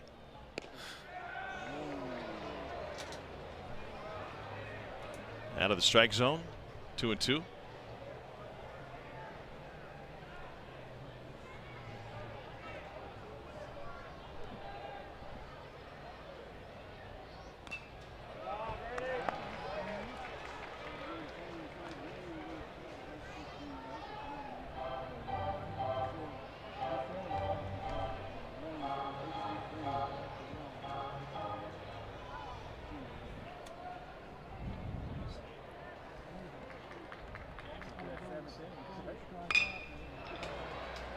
To the shift, Haas, and McLaughlin advances to third. Our next Stanley Cup playoff matchup is Saturday, Game 6 between the Devils and Rangers at MSG. Coverage begins at 8 Eastern on ABC and ESPN. Plus, the road to the Cup rolls on. Devils shut out the Rangers yesterday in Game 5, 4-0. First playoff shutout since the conference quarters in 2012, Game 4 against the Panthers.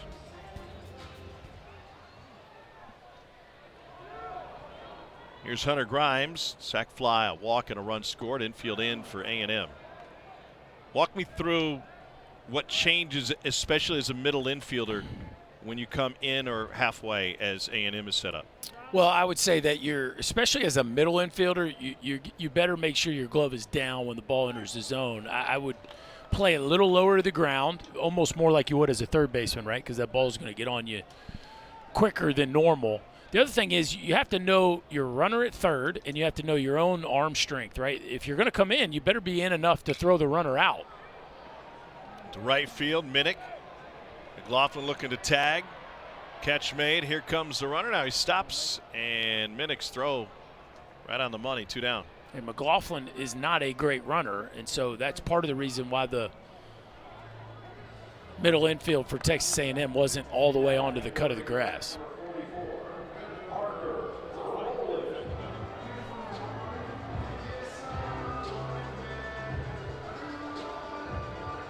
So 2 down, a Parker Rowland coming up. Did you like playing in? I did. I thought it was, usually if you're playing in, it's an exciting important part of the ball game. Felt like you could, if you could make that play to throw the runner out at home, it's a pretty big momentum swing. I also think it's a smart play defensively. I just think, I'm sure there's a metric for this, but I don't think there's a ton of balls that you won't catch in that you would back. That one gets past Coffer, and Arkansas adds another. Half inning after his first home run, Coffer couldn't stay in front of it. Ruled a wild pitch, allowing McLaughlin to score. Boy, that one stings. You get a shallow fly ball and leave the runner at third base, and then a fastball in that just, I don't know if that crossed Coffer up or what, but not a pitch that you would expect him to not handle. Strike to Parker Rowland, 1-2.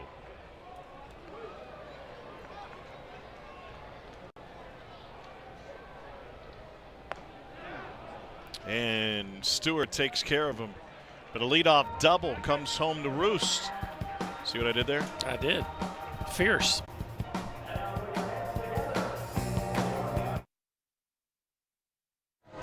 Beautiful time for a game summary. It summarizes the game. 7th-ranked Arkansas trying to take the series from A&M, leading 6-2. Aggies starter Nathan Detmer lasted just an inning plus. Walked 3 before leaving the game due to a lingering injury. Coffer with his first ever home run, but Razorbacks get Tiger back. He goes 1. McIntyre 2 runs over 4, and the offense with another crooked inning. 3 runs on 3 hits in the bottom of the 4th. It started with a triple that hit the bag at first base.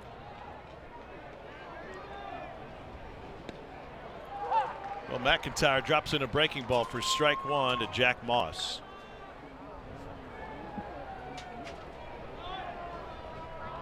Earlier tonight, we were talking about the $18 strawberry parfait that you got at our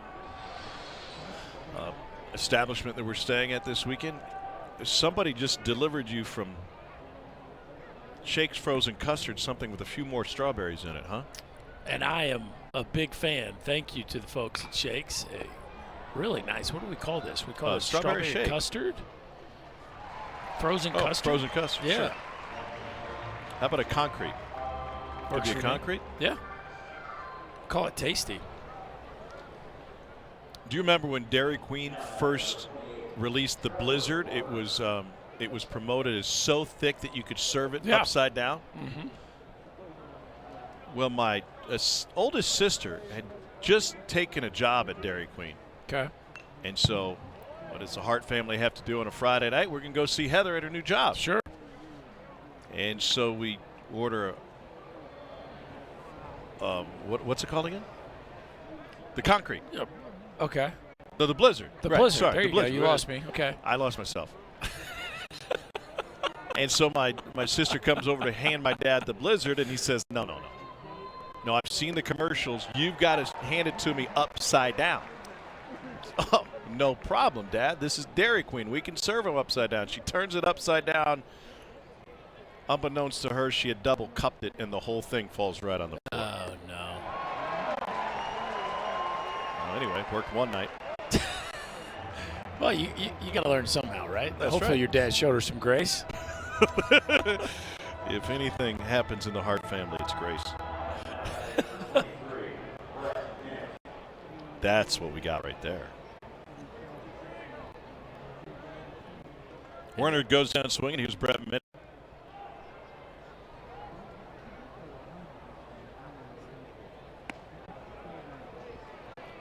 Did you ever have a part-time job, do anything outside of sports? Yeah.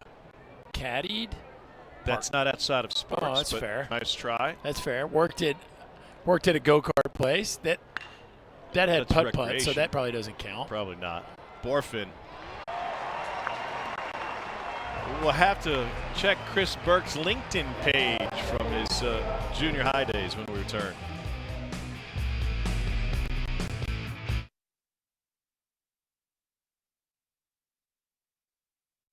Three-run fourth is the big difference in this one after the teams traded runs in the second. This series got started last night around the SEC. Tennessee leading Mississippi State 10-8, bottom of the 6th. After a win last night against State, Jack Caglione leads the nation in home runs. Did it again at home against Mizzou, his 24th. And Auburn looking for an upset against number 3 South Carolina. What else is going on in that Tennessee game? Blake Burke hit a large one. How about Vandy came back and tied it up with Kentucky? That's 3-3 in the bottom of the 5th. Paul Skeens rolling in Baton Rouge. Tigers up 7-1. Ole Miss and Georgia playing a good one. 3-2 Rebs right now.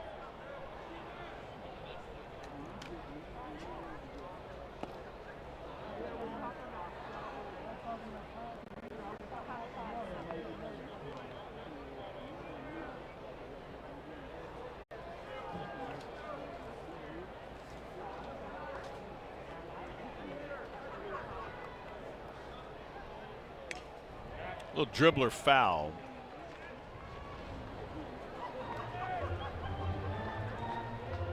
You mentioned Skeens. Man, he is fun to watch unless you're in the other dugout. Check swing. Did not go.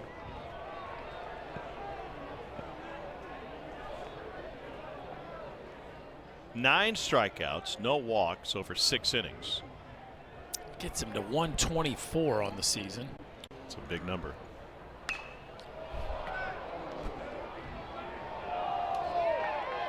He did allow a run, though.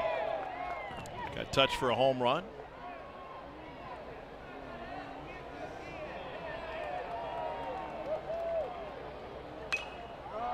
Pinckney homered against him. He's given up a few of those. I think that's now 4 on the season, but the dominance, you know, what's wild is he actually coming in to the game tonight in conference play was 4th in the league in ERA. Bolton hanging in there. This will be a 9-pitch at bat. McIntyre only needed 8 pitches to get through the 6th. Starting tonight, Paul Skeens had 22 more strikeouts than the next closest, which is Hurston Waldrop, and then Chase Burns. Actually, top 3, all from the SEC. Fastball for strike 3 called. Most caught looking. Got the finale tomorrow. Brunch at the ballpark, noon Eastern, 11 a.m. Arkansas time. Chris Burke will provide the parfaits. Texas A&M and 7th-ranked Arkansas. I always find it funny when we're doing a promo of the game that you're already doing. You know, like usually you do a little research, find some nuggets on the series. Here's what to watch for. Who's pitching tomorrow? Good question. I think the Aggies were planning on Aschenbeck, so that's no longer an option. For the Razorbacks, I think there's some question as well. See how the rest of this game unfolds. I just think that's where both these teams are. They're going to play the game in front of them, right? And if it gets interesting late, that could affect where Arkansas goes tomorrow. Could be Bybee tomorrow for Arkansas. Could be.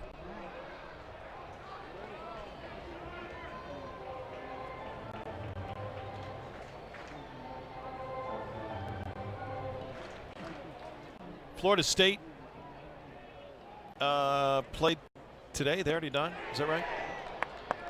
Florida Check swing. State. And he went. They'll throw it around the horn with the shift on.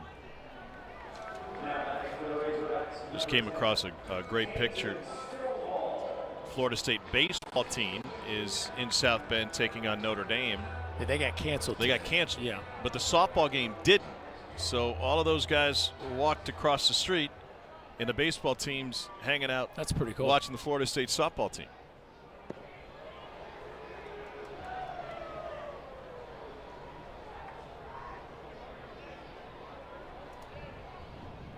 I know how this could happen, but do you think it's weird that a baseball game gets rained out and a softball game doesn't? I would say that asks a few questions.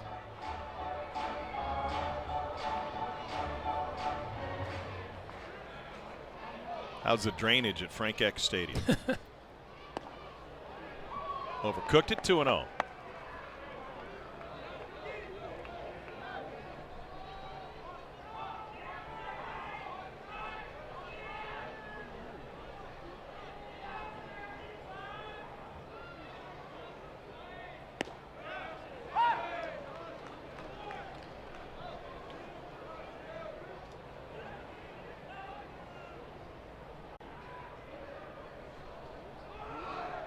Oh. So the Aggies had completely power shifted on a 2-0 count. 2-0 breaking ball, then come back with a 2-1 fastball that Stovall shows bunt, and then for whatever reason does not pull the trigger. That pokes it to left. And a 1-2-3 frame worked by Stewart. 6 innings complete. Back to our shapes.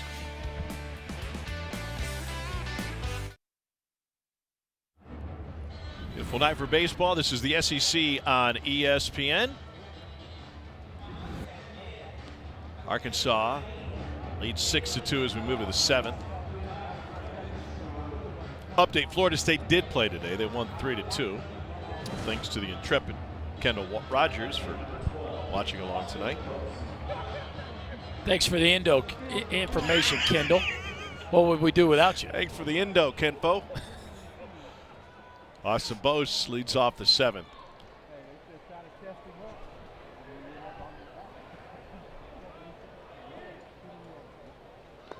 Yes, he did.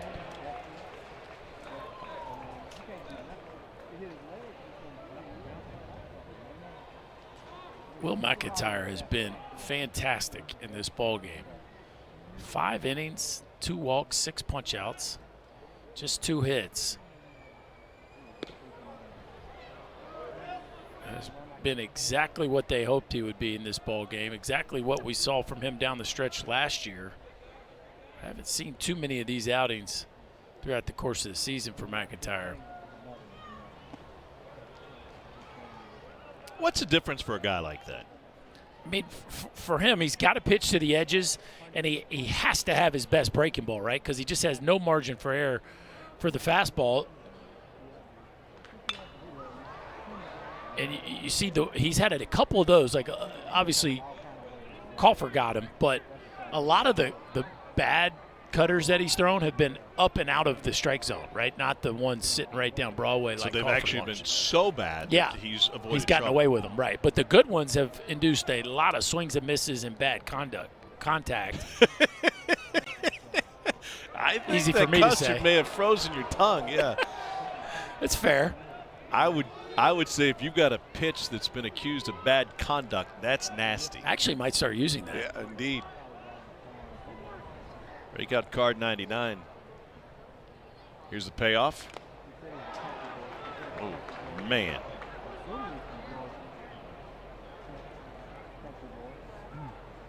Roland's taking a bit of a beating tonight. These catchers, man, they just get beat up. That went off the same knee, I believe. You're right. And it's happened when he's gone to a one-knee stance.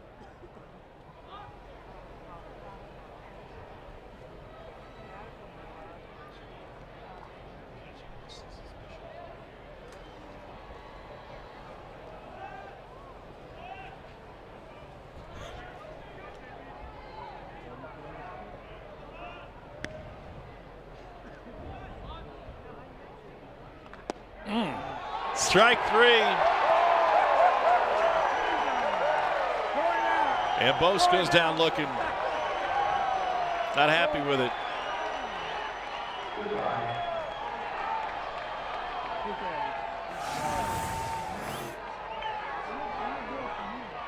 Ooh, I think that one finished just a touchdown. Austin Bost, I think, has a good case here, a breaking ball that below the knees. He took it confidently. The call did not go his way. That's a rough one for a hitter after a great at-bat. Who's more upset, Austin Bost after that, or you when they didn't deliver the breadsticks and salad in a timely manner at lunch 2 days in a row? Oh, no. The service at Olive Garden has been spectacular.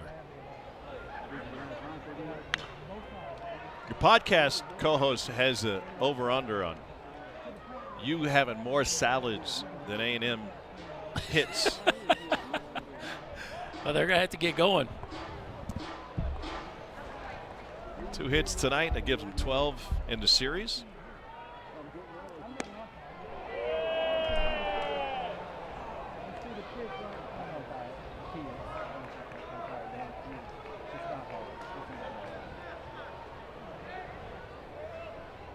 They got Stovall in shallow right field. Yeah, that feels right. We've been talking about Lavalette all game. The shift on Lavalette has now come all the way around.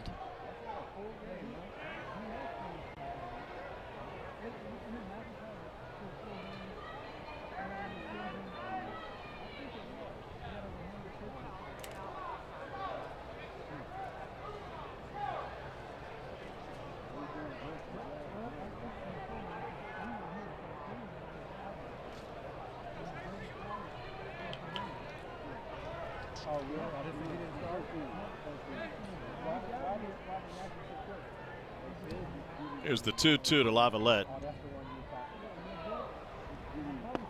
Swing and a miss. K number 8 for McIntyre.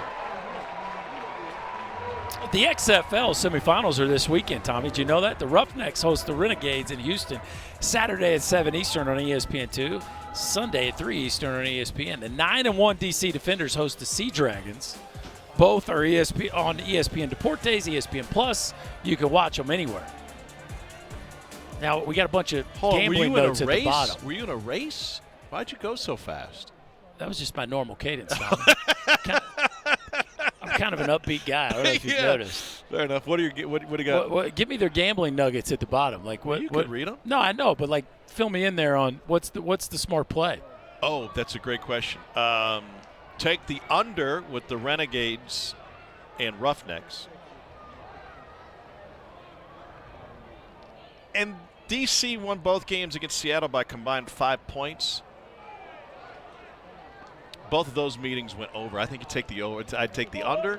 Okay, under the over. Saturday game, and take the over in the Sunday game. I'm sure KP's listening. Mm-hmm. It was a 4-pitch walk to Targac. I'll be in our nation's capital with Greg McElroy, Cole Kublik, and the incomparable Katie George. No relation to Phyllis.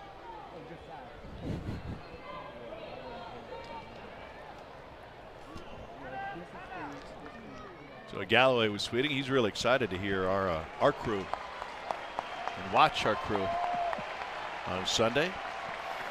That's going to do it for Will McIntyre. What a performance, huh? 8 strikeouts. Planned relief outing to follow. Brady Tiger. 5 2/3 of work. Only allowed 2 earned with 8 strikeouts for McIntyre. He is in line for the win for Arkansas.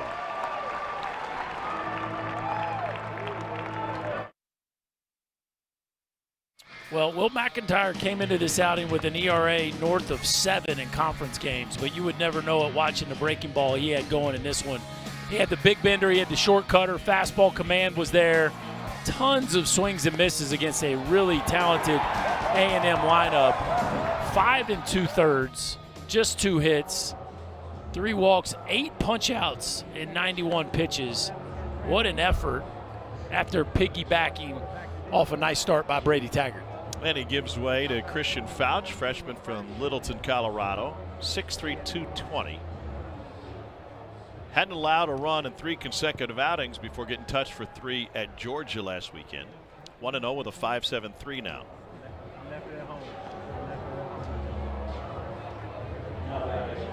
Freshman getting an opportunity here in the latter innings of a Game 2 in the Southeastern Conference. Again, just another sign of kind of where things are with this Arkansas bullpen. This is valuable experience for this young man to toe the rubber in moments like this.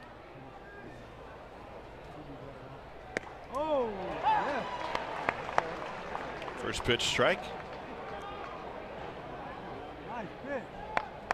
Jordan Thompson popped up to first base in the second inning, flew out to center field in the fifth.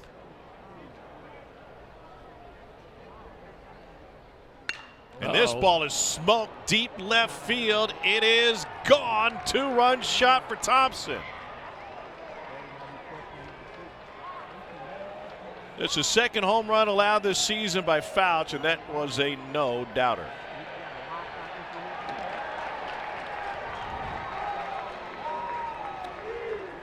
They have fired up the bubble machines on the road for the Aggies. Back-to-back nights, Jordan Thompson has hit no doubters. 94-mile-an-hour heaters sitting right down the middle of the plate. And this is not a big man, but when he gets it going, he can hit homers in bunches. We saw it from him last postseason. Now back-to-back nights with balls that have been launched way over the left field wall into the hog pen.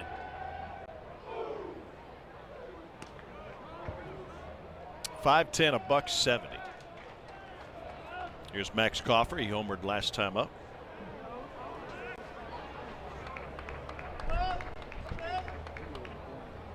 Just like that, the Aggies are right back in striking distance. A little two-out rally here for A&M. And Matt Hobbs out of the Arkansas dugout. Can't go check on the heartbeat of your youngster here in a moment like this.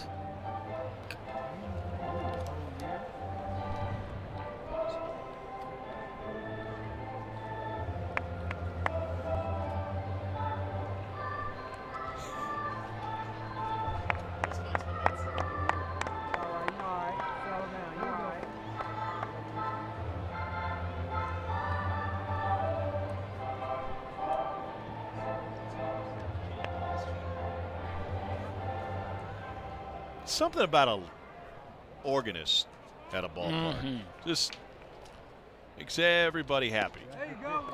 Makes me think of Wrigley Field. There he is. Well done. K-Love, special sauce.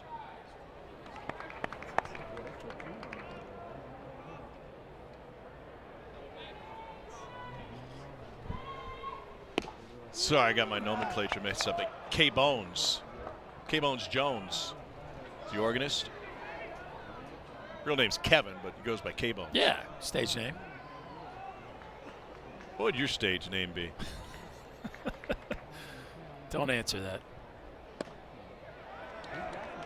There's ball 4. K-Bones Jones can barely stand to watch. With 2 outs, 3 straight base runners for Texas A&M.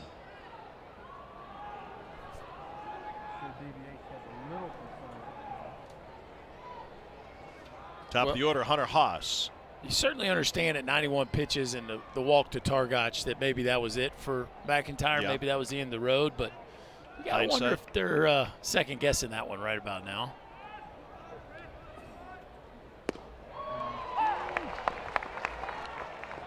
Haas homered last night, part of a 2-hit night.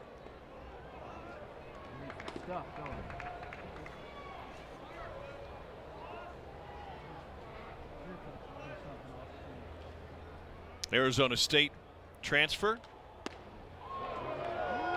And Fouch misses again, 1-1, top of the zone. Not too many breaking balls from Fouch. It's over 70% heaters. Fastball averages 94 miles an hour. He wants to throw that fastball up in the zone. His heat map is all swings and misses at the top of the zone. Well, and try to bring that one back, 2-1.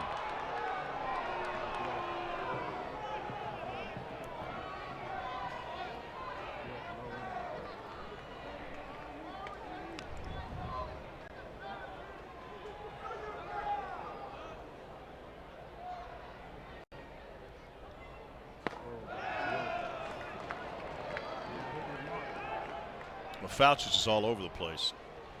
Yeah, you can tell that he's not real comfortable. Gave up the home run to Thompson, and it has been scattered ever since.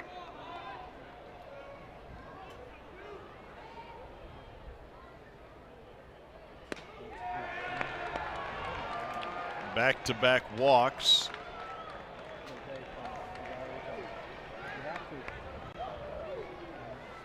Nobody throwing in the Arkansas pen just yet. Oh, I'll take it back. They had already had him warm. Yep.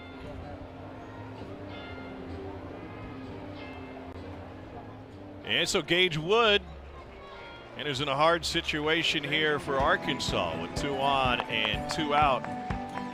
And the Hogs clinging to a 2-run lead.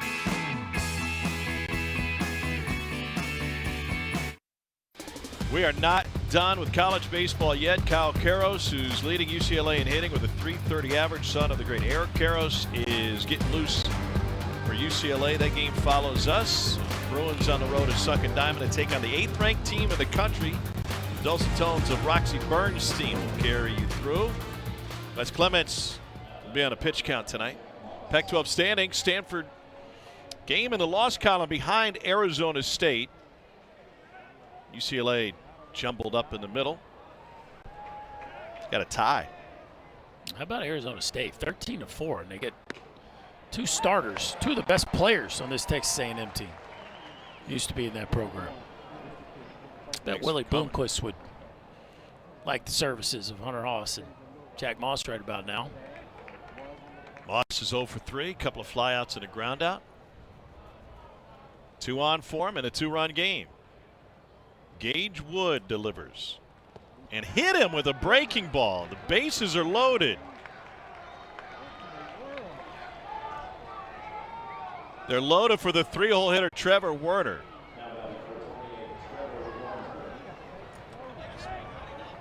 Batesville, Arkansas native, 1-0 with a 3.57 ERA. 26 Ks in 17 2/3 inning. It's big arm, heavy fastball mix, 75% fastballs. It's another fastball that plays at the top of the zone.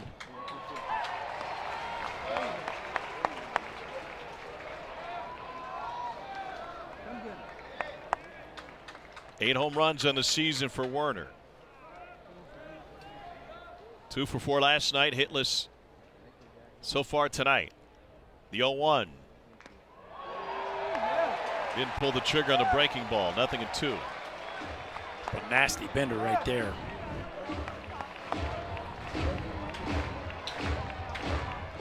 Wood is prone to throwing wild pitches through 4, 2 appearances ago against Tennessee. Here's the 0-2. Got him again. And the Aggies leave the bases loaded in the 7th inning. Jordan Thompson with a 2-run home run to make it interesting, but it could have been a lot worse for the hometown team.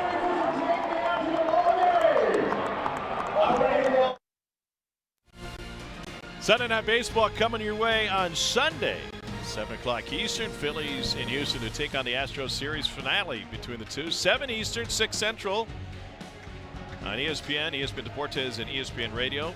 Coverage begins at 6 Eastern with Baseball Tonight's Sunday Night Countdown. Michael K. and A-Rod will have the K-Rod presentation on ESPN2. First pitch fouled off.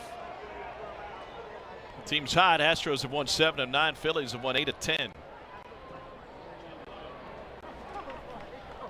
Chase Borfin.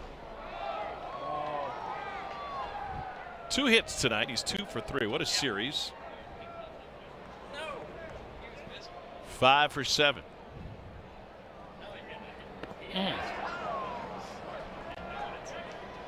1-2. Josh Stewart has done a nice job in this ball game, has he not? Yeah. Come in with just 2 SEC appearances entering the ball game. It's not even that late. Strike 3 called. 4th K for Stewart. I mean, he is like just dotting up that breaking ball. How about a little backdoor bender to the red-hot Borfin?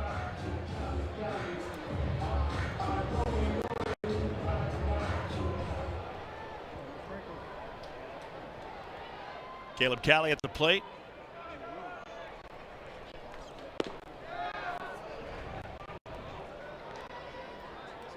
One and 0.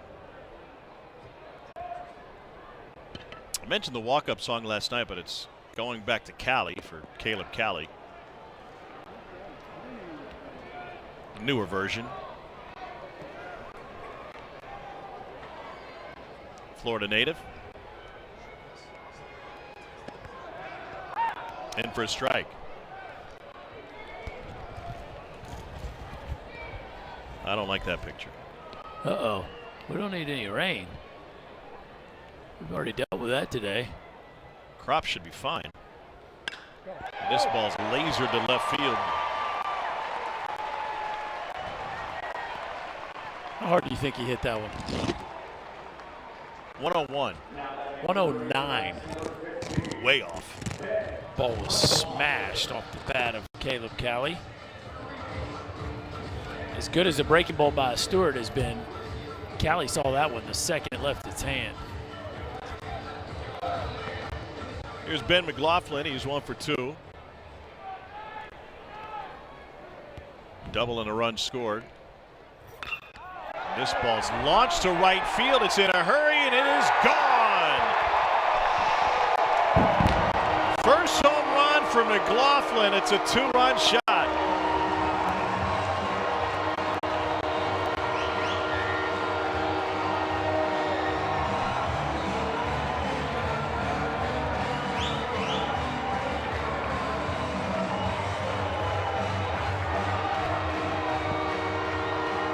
Two years at junior college, gets to the SEC, and on SEC Friday night he does this. A fastball out over the plate, and that is a pure stroke to the back of the baseball, a rocket over the right field wall. 104 miles an hour off the bat, just over the Burger King sign there in right field. Have it your way. Just when the Aggies look like they were about to make this one a nail biter, the Hogs push a couple more across.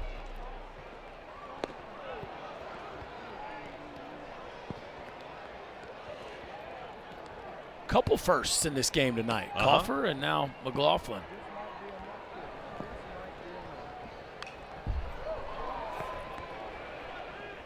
And maybe post game you could have your first ever Whopper. You ever had a Whopper?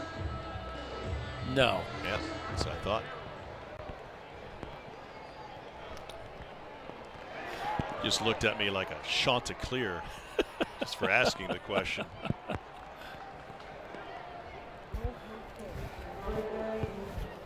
Two down, and Hunter Grimes coming up. Now batting, number 21, Hunter Grimes. You a big fan of the Whopper? Not a big fan, but I've indulged. Okay. Not perfect, Berkey. None of us are, Tom. None of us are. Did have a Big Mac once. Once? You had a Big Mac Yes. once? What kind of breakdown were you dealing with that you had to eat fast food? This was in my early years, Tom. Oh, your wild years? Yes.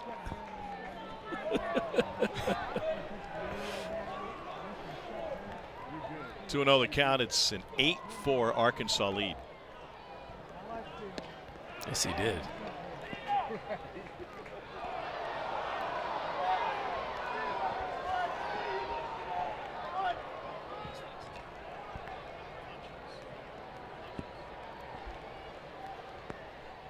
Mm. 2-2.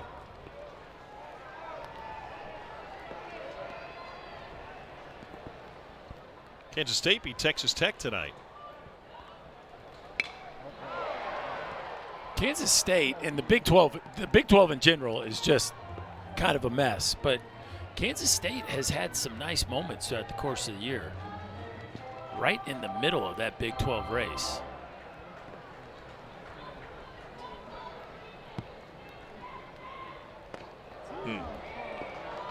West Virginia currently slightly ahead percentage points wise over Oklahoma State in that regular season race. Who's the best team in the Big 12 right now? Not by standings, not who's. Yeah, because there's still going to be a lot of jockeying down the stretch. It still feels like Oklahoma State's probably the scariest team, but I mean, there's just not none of the teams in the Big 12 have played excellent baseball for a very long period of time. Stewart notches another strikeout. He K'd 3 this inning, but before that, Ben McLaughlin did this. Get your first one, kid. Get the head out on a heater. Have it your way over the right center field wall. The Hogs are rolling.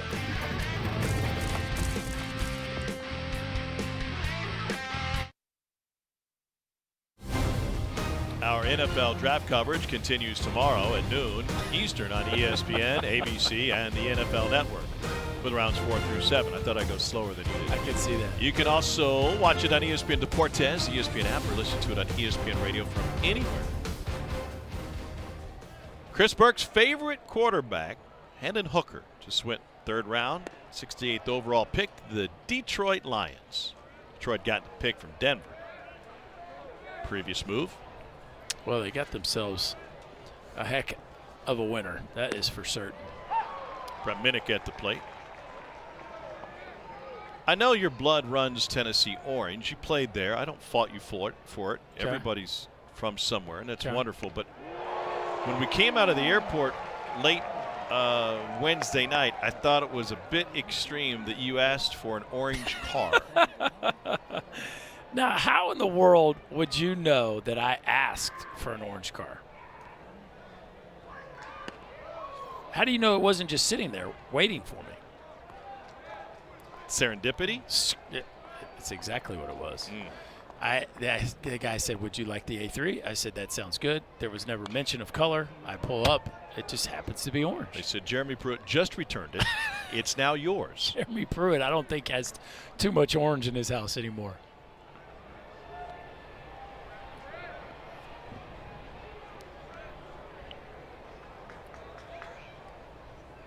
Here's the 2-2 pitch. What do you do as a coach when you get relieved of your duties and you've got a closet full of gear? Just your wife does the favor for you and takes it to Goodwill, or you have a yard sale, or give it to your brother-in-law? You know enough coaches that you should run that out there. You know enough guys that have hopped from town to town. Hey, Brett Bielema. There was a coach, I'm trying to remember the name. It was a football coach at Kansas a few years ago, going back a decade or so now, that just decided to have a yard sale before he left town, and he put all of his Kansas gear out there. I don't think with salaries they are the way they are now, anybody needs to make, $4 on a polo. No, I don't think so. You think Jimbo or Coach Pittman or any of those guys still have some of their past school gear hanging in their closets? Probably not. Probably not.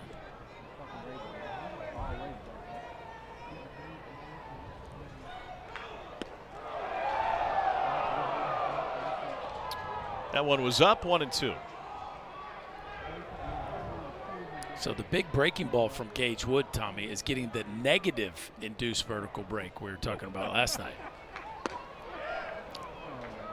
My issue with TrackMan, and you tell me if I'm misinterpreting what the readout is, 2-2 now to Austin Boast, is that we're talking about induced vertical break. It's essentially perceived, or where it should end up. Shouldn't a breaking ball, shouldn't we just be measuring what the break is versus what you expect it to be? Well, everything's relative to the norm, right? So, yeah, you are judging the break. The question is yours better or worse than the average? Strike 3 called to look like a pretty good breaking ball, and Austin Boast not happy. Back-to-back strikeouts. That one was just on the edge of the bottom of the zone. And Jim Schlossnagel wondering what happened.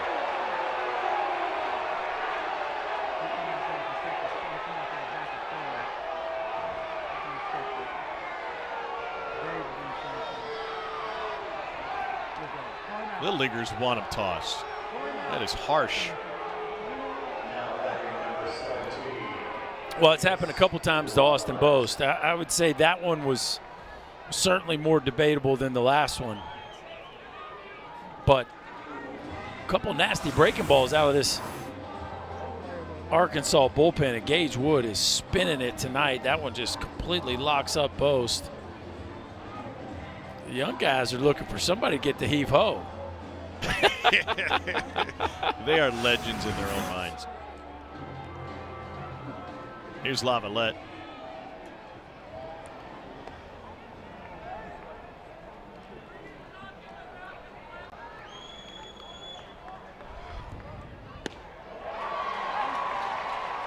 In for a strike.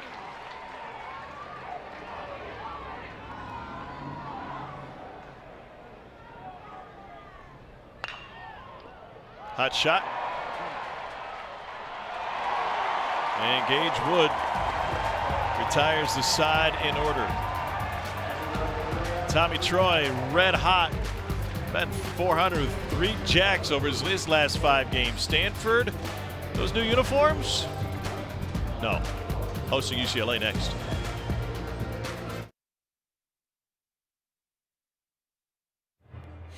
Four runs and 3 hits for A&M. 8 runs on 9 hits for 7th-ranked Arkansas as we move to the bottom of the 8th. 2-run home run for McLaughlin in the bottom of the 7th.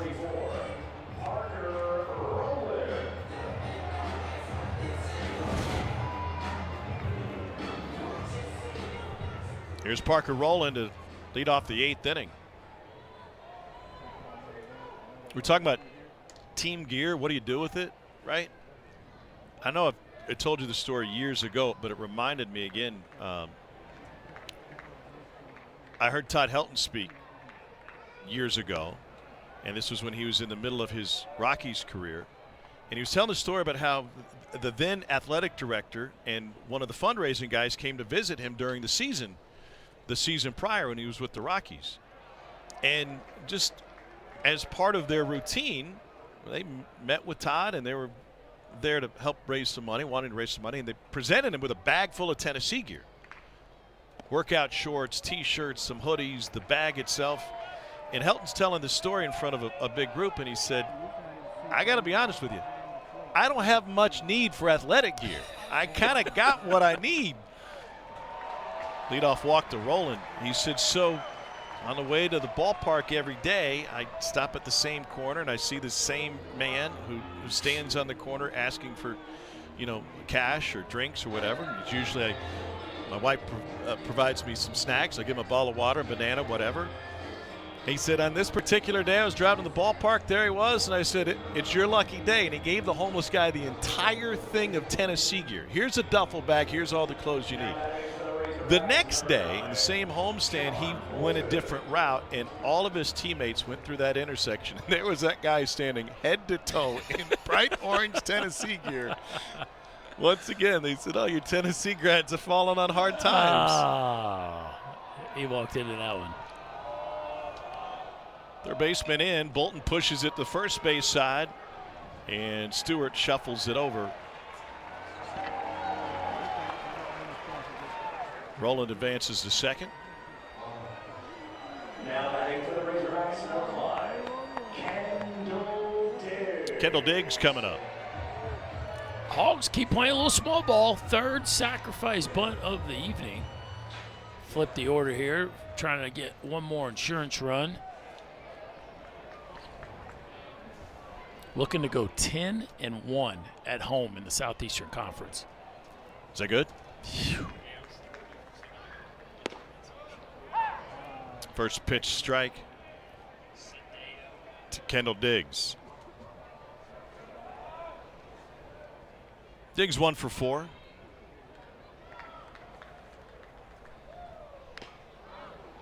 The best home court, home field advantage you can think of, real or perceived.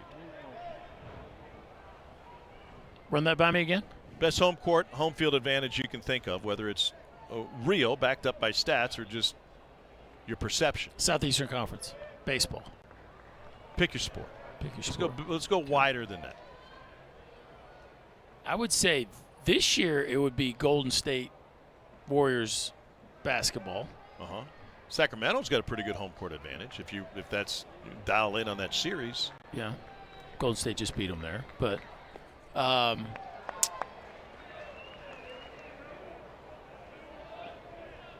feel like Alabama football is pretty tough to beat in Tuscaloosa. I think that's a fair statement. Arkansas baseball is certainly, I would say, in the conversation. In the conversation, without question. I think to have a great home court advantage, it's not just how it lifts the home team, it's how it impacts others, whether that be the visiting team or the officials. Yep. Cameron Indoor, to me, Yep. especially with Mike Krzyzewski coaching and the influence that he had in games, a humongous home court advantage. Fall Gallon Fieldhouse. Pretty good home court advantage. Those are also, by the way, kind of like the argument of a clutch hitter. No, a great hitter is great in the clutch. Like, those teams are great in their building because they're great teams. So you have to have a combination of both. Just over the pitcher's head, charging the shortstop, and he threw it away. Haas's 4th error of the season. It'll be an extra base for Diggs as Rollins scores from second. Boy, Haas just never had the grip of this one. Charges hard, makes the absolute right play coming through this baseball. Only way to make this play, but just never got the grip. And that one was wide the second it left his hand. Kind of an awkward play for a shortstop because you're really coming from the second base side. But Haas is certainly capable of making that throw. It's ruled a single and an error. I'm going to keep using that until you feel comfortable with it. I'm comfortable. A&M's going to go to the bullpen. Shane Sadeo is the new pitcher for the Aggies. Lefty will come in to face the left-handed Peyton Stovall. YouTube is the new home of NFL Sunday Ticket. Sign up now and get $100 off. Watch all your favorite NFL teams' out-of-market Sunday afternoon games all season long exclusively on YouTube and YouTube TV. Sign up now. There's a war coming. Sides are being chosen. It's your last ride. This is gonna hurt. Good morning, sunshine. You gotta be kidding me. That was awesome!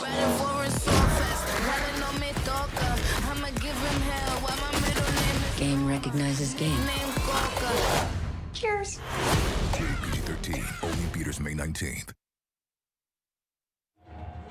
Here's Shane Sadeo, freshman from Montgomery, Texas. He relieves Josh Stewart, who struck out 6 over 3 1/3. 2-1, an ERA of 5.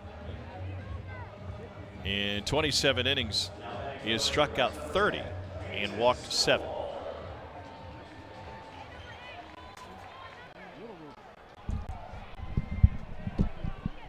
Peyton Stovall is 1 for 2. 10th pick of the 3rd round, the New York Giants took Tennessee wide receiver Jalen Hyatt. There you go. And then his teammate Cedric Tillman went right behind him to the Cleveland Browns. Pretty neat moment for those teammates.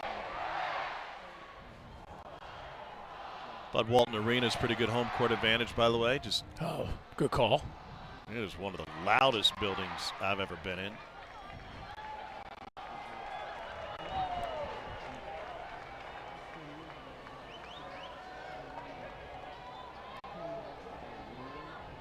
Arrowhead, pretty good. Arrowhead.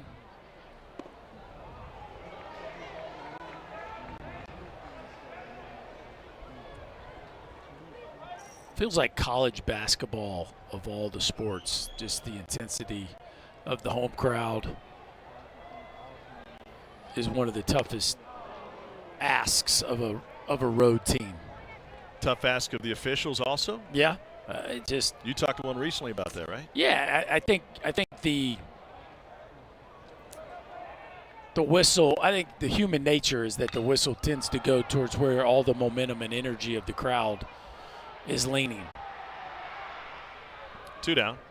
But also, just like we see in baseball, where look at Tennessee's offense. Tennessee's offense was dead in the water here 2 weeks ago. I mean, Arkansas just cut them up as a staff. They go home, and they scored 12. What was it? 8 last night, 12 tonight. Had 17 in a game against Vanderbilt. Just immediately an offense can flip the script just by being in comfortable sight lines and having the home crowd behind them and all those things. You mentioned the sidelines. Baseball is certainly different, right? Yep. Every basketball court is the same. Every football field is the same. Dimensions can be different, obviously, in a baseball field. But also, the comfortability as a hitter, looking towards a batter's eye that's familiar, seeing the release point that's familiar at a place where you get, I don't even know how to figure it out, 50 times the at-bats at home? Oh, it's batting practice, the whole deal, right? Not to mention your routine. Oh, my goodness. Caught him on the inside of the thigh. Around third is Diggs. He's going to score to make it a 10-4 game. Sadeo just motioned to the dugout that he's fine, but that one's going to leave a mark. 107. Looked like did it catch him in the thigh? Oh, in the hamstring maybe? That one will be black and blue. Aye. 107 miles an hour off the bat of Jace Borfin, who has his third hit of the evening and now 6 for the series. Pair of 3-hit games. Break it down further. Caleb Cali at the plate. Yeah, so as a hitter, you're saying that all of that stuff makes you more comfortable at the plate? Definitely. All of those reps? The schedule, the routine, the indoor facility, the batter's eye. There's a comfort level of playing at home. And, you know, I think especially with younger teams, it matters even more. But specifically in the Southeastern Conference, where there is so much love, so much energy from the home crowd,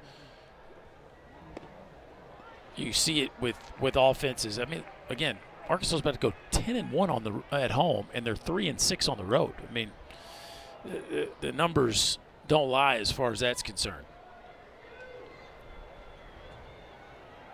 Snap throw to Borfin. Back in time.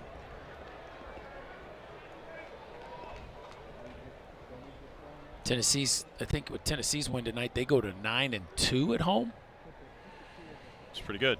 Yeah, I mean, it just, when you see those huge discrepancies, there's really only one thing you can attribute it to. It's the comfort level. I think the other part of it, though, is especially pre-conference, college baseball teams play a smaller percentage of their games on the road than any other sport. Yes. Power teams, it is. Strike on the edge, 3-1.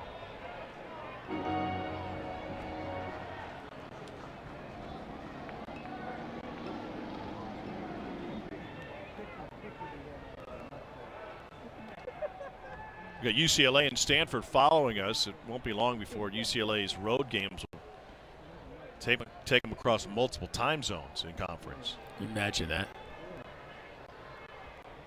UCLA in the Big Ten. I'm still trying to picture that. That's strike 2. Whoops.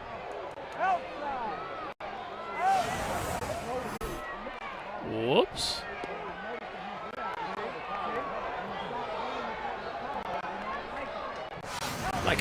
It's like a position player forgetting the outs.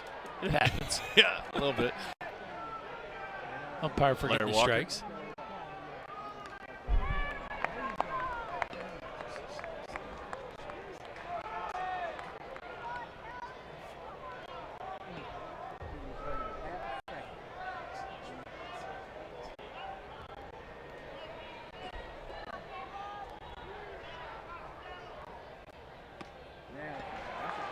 Eventually ball 4.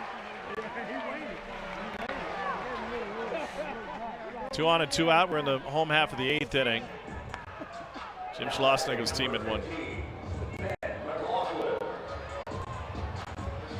Asking if he has a visit left. Ray Gregson will have to double check. Yep, you're allowed. 4 straight SEC series wins for the Aggies. And that in danger of going by the wayside tonight. Caleb Cali's reached base 4 times tonight.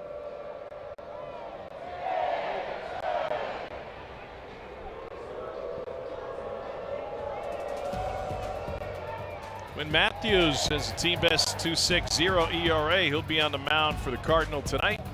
Out of the turfs and into the spikes. It may not be a great home field advantage at Sunken Diamond, but it is one of the most beautiful ballparks I've ever been to. Well, they've been nearly impossible to beat there in the Supers the last few years as they have returned to being a regular in Omaha as they were in the 90s.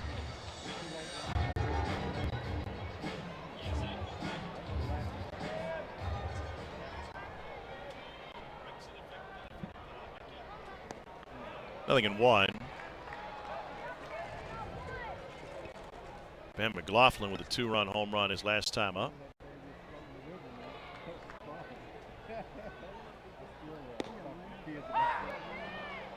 Interesting talking to coaches throughout college baseball who reference the difference between transfers who come in from lower levels or junior college guys and their appreciation for everything that surrounds premier programs.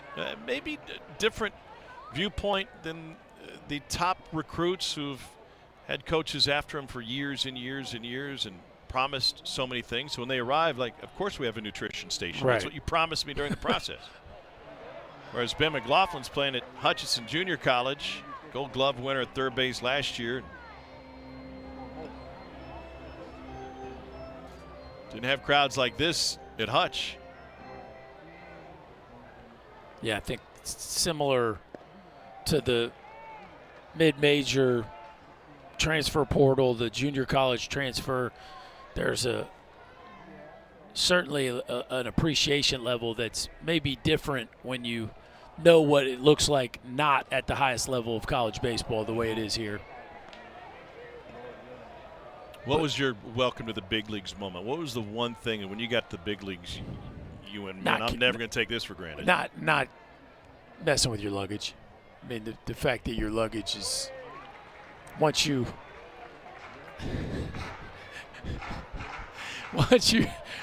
bring your luggage to the loading dock, like, that's it. You see it again when you get to the next place. You could afford all the parfaits you want. Parfaits tend to be bigger in the big leagues. I would agree with that. Lavalette hauls it in. Time to head to the 9th inning. Bottom third due up for A&M. They need 6 to tie, 7 for the lead.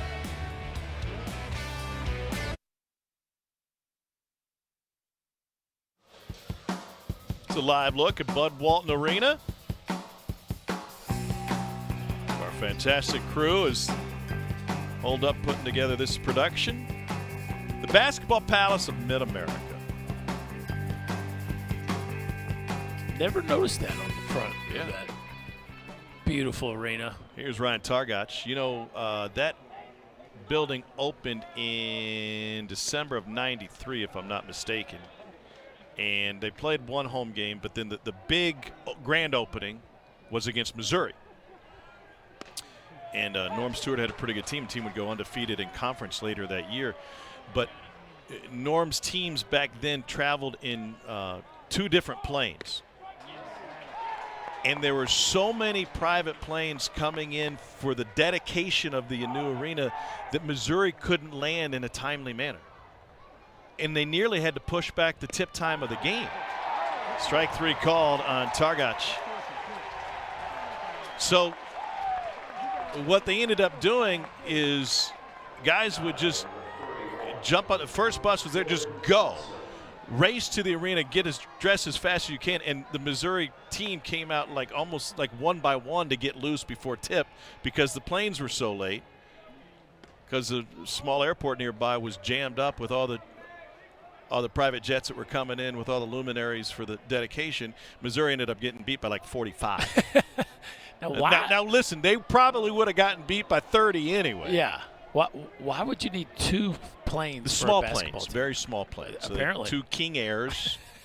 This is before the SEC money started rolling in, Berkey. The budget would only allow so much. And Norm Stewart always flew in day of game. Okay. Instead of coming in the night before, staying at the hotel. We'll just short flight, just hop right down there. Breaking ball swung and missed. 2-2. Gage Wood stuff has been electric in this one. That is a true 12-6 breaker right there. Is this the rare top 10 team where the bullpen is demonstrably better than the starting pitching? Well, the way it's currently situated? When you think about Hagen Smith as a true bullpen piece, you could argue that. The arm talent certainly better out of the pen. Ball 4 to Jordan Thompson. It'd be interesting to see where Tigert ends up falling. By definition, I suppose. You could still call him an opener as you did earlier. Yeah. He could be a reliever just starting games, especially if he's only going to be a one inning, 2 inning, 3, 4 inning guy. How long does it take to build him up? We're pretty late in the year. Yeah. Runner on the move, defensive indifference. It'd be interesting too if they just stick with once a week, right? Do they give him an inning on this Friday, right? You'd think they'd take a shot at throwing him again on another inning maybe Tuesday. That would make sense. They got Lipscomb on Tuesday this coming week. But it'll all be how he feels tomorrow, and I'm sure they've got a detailed plan about the way they want to on-ramp him back into the mix. It was very encouraging tonight, though.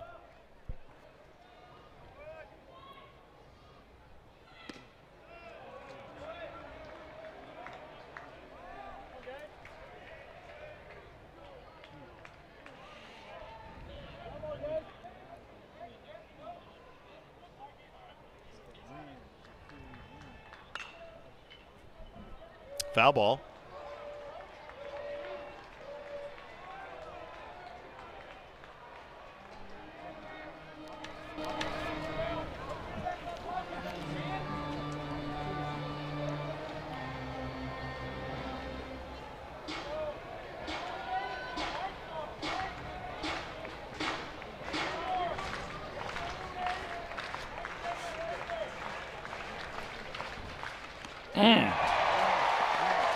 Fastball tipped into Roland's glove.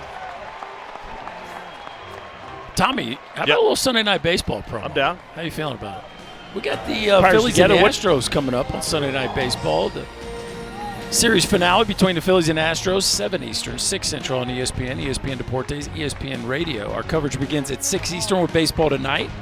Sunday Night Countdown, Michael K. and A-Rod will have their K-Rod presentation on ESPN2. How'd I do? Slower? Better pace? No, that was great pace. Thank you.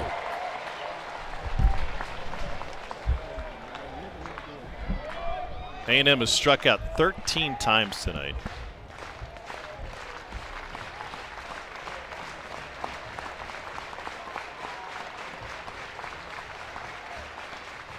Oh, man.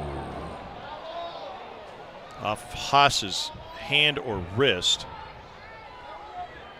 Second base run of the ninth.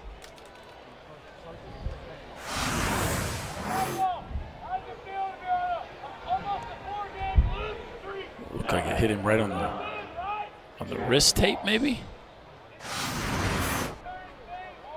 Right on the top of the wrist.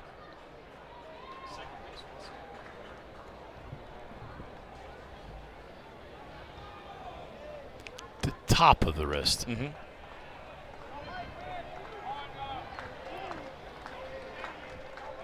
Not a lot of meat there. Now that one will sting.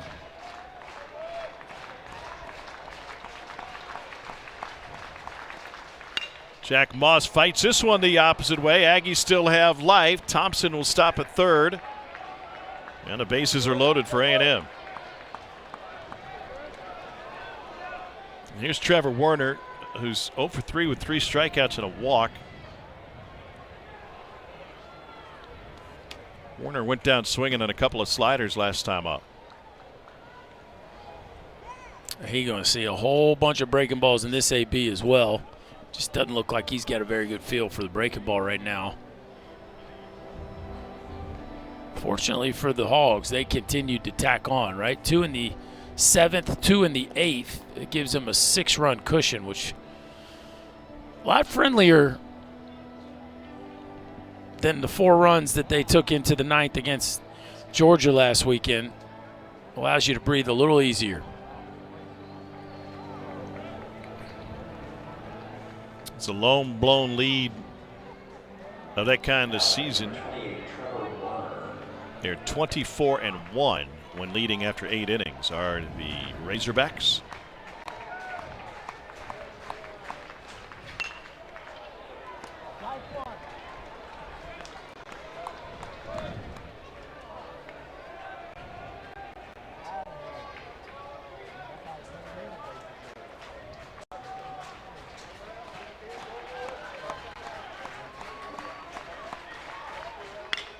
Breaking ball to third, and a race to the bag will end it.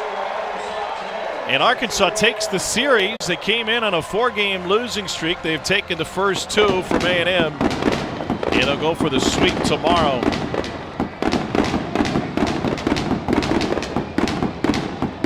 Pitchers still to be determined, but fireworks belong to Arkansas tonight. 10 runs on 11 hits. The 3-run fourth was really the big difference in this one. 10-1. 10-1 now at home for the Razorbacks. And got to give the offense credit, right? They played some small ball. They hit some balls out of the ballpark. Like, they really put it all together offensively. And Will McIntyre and Gage Wood were fantastic out of the Razorback bullpen. Complete effort back today. To action, gave him the start. Apologies for stepping on you. And everything went Arkansas's way. We'll get you out to Sunken Diamond in just one moment. For Chris Burke, I'm Tom Hart. Our final 10-4. We'll see you tomorrow at noon Eastern, 11 Central. Now it's Roxy Bernstein and Wes Clements